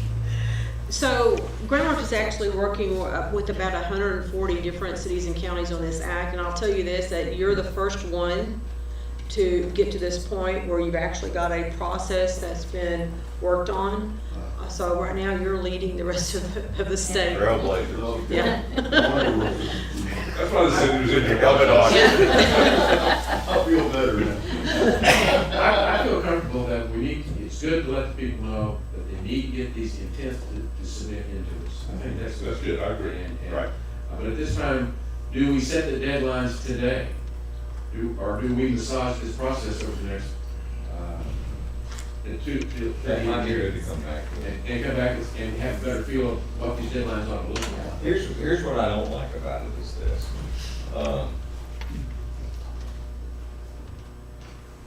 That we have it open-ended. People might drag their heels, it might go too long. A lot of parents in here, if you tell your kids, I want you to do that, but you don't give them a deadline, does it happen? No, not until there's a deadline. Yeah, the night And that's before. true of all of us. We carry all those habits with us our entire lives, so we really do need to have some kind of, close the lid, this is done, sorry, last guy in the gate. I agree with that. And I think that, yeah, and I'm fine with the judge. But I think setting deadlines today, we haven't thought it all through. True. And so I think what we've done, I agree with, but on these others going forward, I'd like to have the latitude to come back after we've had a chance to think, and talk it over, and see what a realistic timetable should look like. And see what the notice of the intents are, because that'll give us some idea as to how much time some of this is gonna take. Absolutely. It might, I'm sorry. And budgets. It might be good to hear from some of the nonprofits that have done a big project or made a big submission, got a grant, how long that process took. New to me, I don't know how long it It's took. long. Sure. So you're gonna have to get contractors in, and, I mean, it takes easily That's 6 months. not on all of them, that would be No, different. a big one, a bigger project, but a smaller one can take 30 minutes. I mean, Right. like the youth orchestra, may not the youth stuff, youth orchestra, had a bad fundraiser. Okay, we can fill that out pretty quick and submit it to us.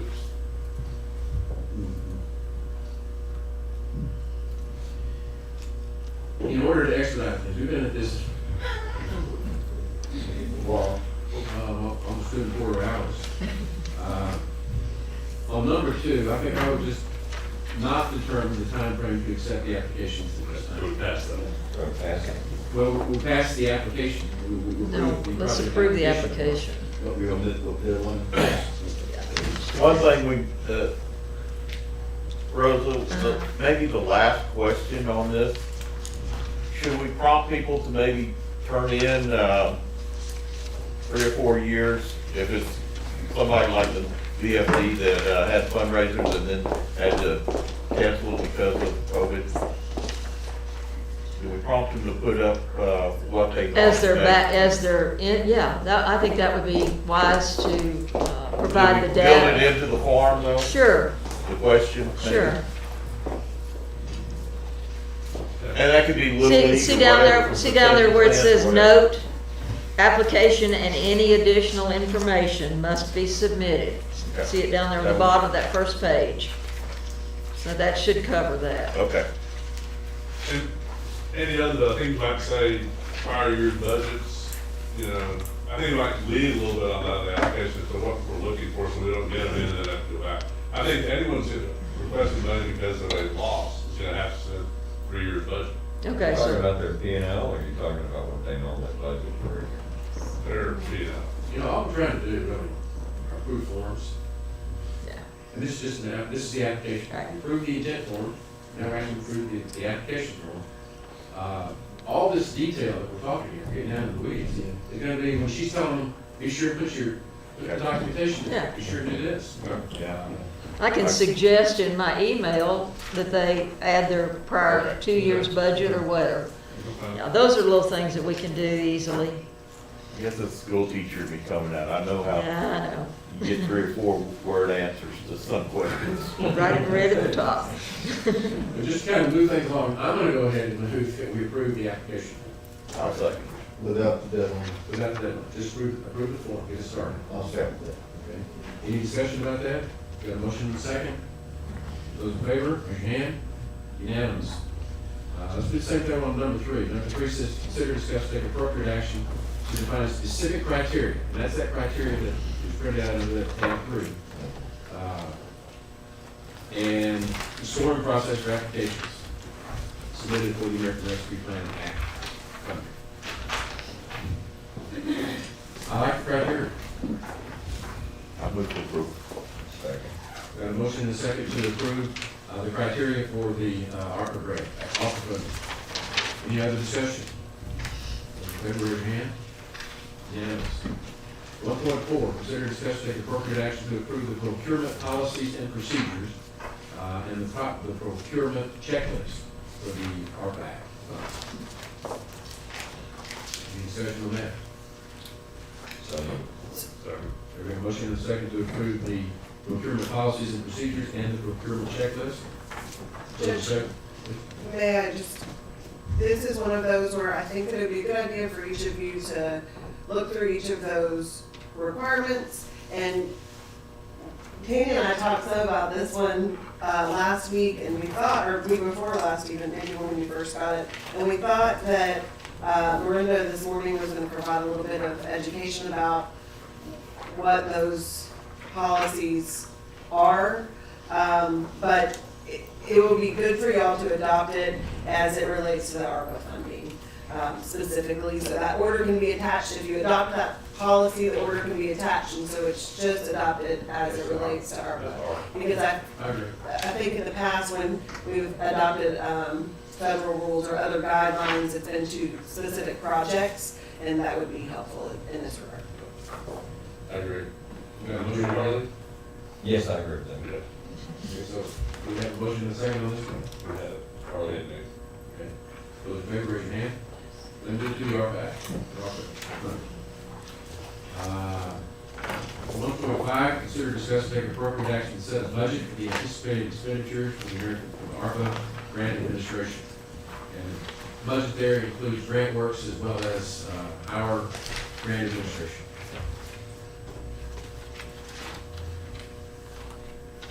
That's all out of the grant money. All paid out of the ARPA So fund. we know what the amount is. Right. Okay. I move for Now, approval. but other contract services, that's, we're paying Rosa and others for the next. Yes, Is it? It's everything, it all comes out of that. But yes, and this is, keep in mind, this is over 4 years, it's not just for the current year. But the salary for that new position, which is largely gonna be for this grant, is over $50,000 a year. And so when we get to where we hire the employee for that, we will be pulling in the budget for that and looking at decreasing the amount that's currently in general fund, Fund 10, and we would be moving it to the ARPA at that point. Why wouldn't we include it now?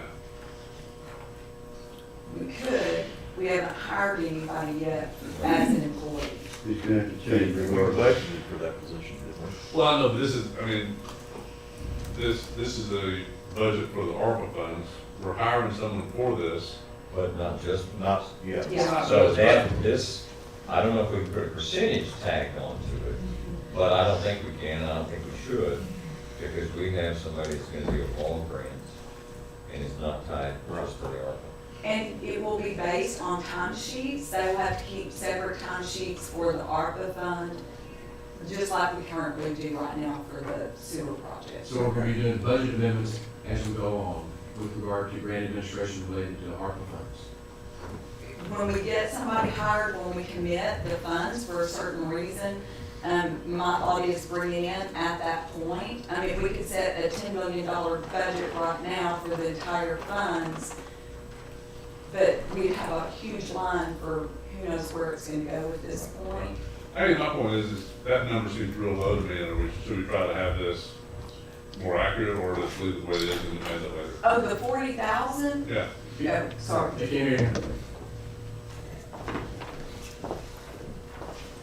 That's Yeah. 40,000. The 40,000 should be enough for this year probably, but you're right, we may need more funds as we go along. This was hopeful that we'd get a permanent grant administrator sooner rather than later. And so this just put in the 40,000. It's just an estimate. I guess my point is, we get 10.2 million, 463,000, or whatever it is coming out of that off the top, that we can't spend, that's not available for projects. Correct. I would rather have this number higher, so we're taking that off the table right now. Right. I'd rather put 200,000 here, so then we've got 600,000 that we're allocating that we're gonna hold in reserve as opposed to 460.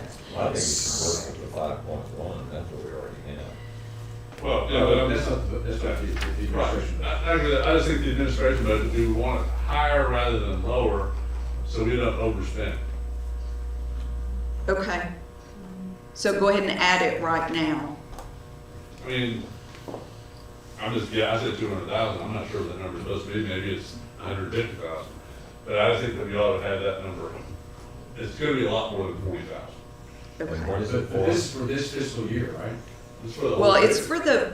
it's a 4-year grant, so it would be for the 4 4 years. years as we, I guess my thought process was as we commit the money certain places, we would bring in the revenue at that point to So cover we're it. accumulating all of grant work monies in this one line item. Because we've signed a contract and we've committed for it. But we haven't committed to the office supply. That is an estimate of getting the computer ready, getting all of the paper that will be needed for the current. See, we're doing two things. For some items, we're doing only what we're doing right now, and other items we're doing for the grant. And that seems inconsistent to me. That ought to all be what our best guess is today that we're gonna spend for the administration of this ARPA funds. Some of it's startup costs, you always have startup costs. So that goes away. So you want me to come back and like multiply all of these by 4? For 4 I just years? don't know. I mean, we have, the grant works is a full amount. The others are unclear to me if it's I just think they need to have, I think we need to know what the total administrative estimated cost is gonna be. And we need to be consistent on this budget. Right now, we have one item is a 4-year period, so it's 100,000 a year. The other items are 1 year. And we should make them all 1 year or all 4 years. Okay. Jody and I can confer on that and bring in a different budget back to you then on next Commissioner's Court. Am I off base? No, it doesn't hurt to block it out. I think Right. because you give a confidence of when we distribute what we got left. You gotta earmark it. Yeah. So we'll do it on the basis of fiscal year. Or what? 4 years. 4 years? 4 years. I would say go 4 years just because Okay. we know what we're going to have to pay Grant Works for the Right. 4 years. The rest, we're still not gonna know. It'll be our best It'll be an estimate for 4 years. Yeah. All right. It's an apple-to-apple comparison. Yes, that's a good point. So does this, does that money at that point go in the general fund, or how do you? No, this will be in a separate fund that we've set aside for ARPA money only. In a separate account? It is in a separate account right now also. The treasurer did set that up. So we're gonna pass on this today? Yes. Okay, let's move on to 1.6. Consider and discuss and take appropriate action regarding public input related to the ARPA funding. And then we're just gonna handle that at the workshop next Thursday, right? Yeah, that would be the community survey and the PowerPoint that we need to approve. So that's to approve the community survey and PowerPoint. Correct. As presented in the workshop today. Correct. And the community survey will be, And we'll Consistent mark with off ours. G. Yes. yeah, he'll redo this to make it line up with Right, this. right, Yeah. I move for approval. exactly.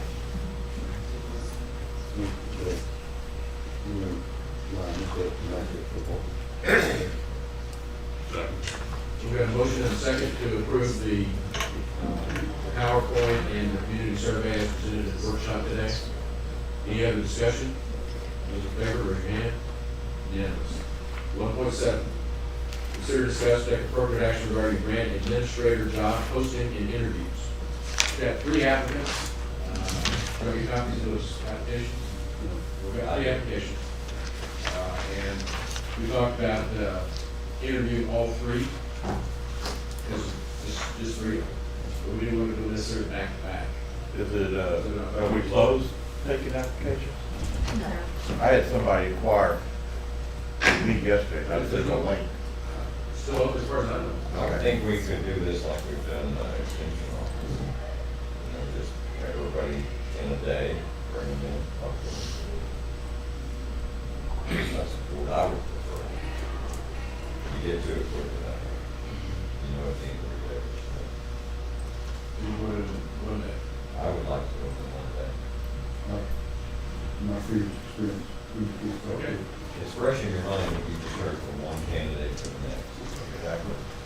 And the posting is still open, is that correct? Exactly, it's open until filled, so do you want to put a deadline on that? I would prefer not to, because if we don't want to hire one of the 3, so, I would say, ASAP, any cars. and for those of you out there that have any interest in it, get your applications in as soon as possible. And whoever your inquiry was, let them go get it in. And we'll just do it all in one day. So is there any action we need to take? Okay. It's been a long morning, I appreciate everybody's patience, but I think it's important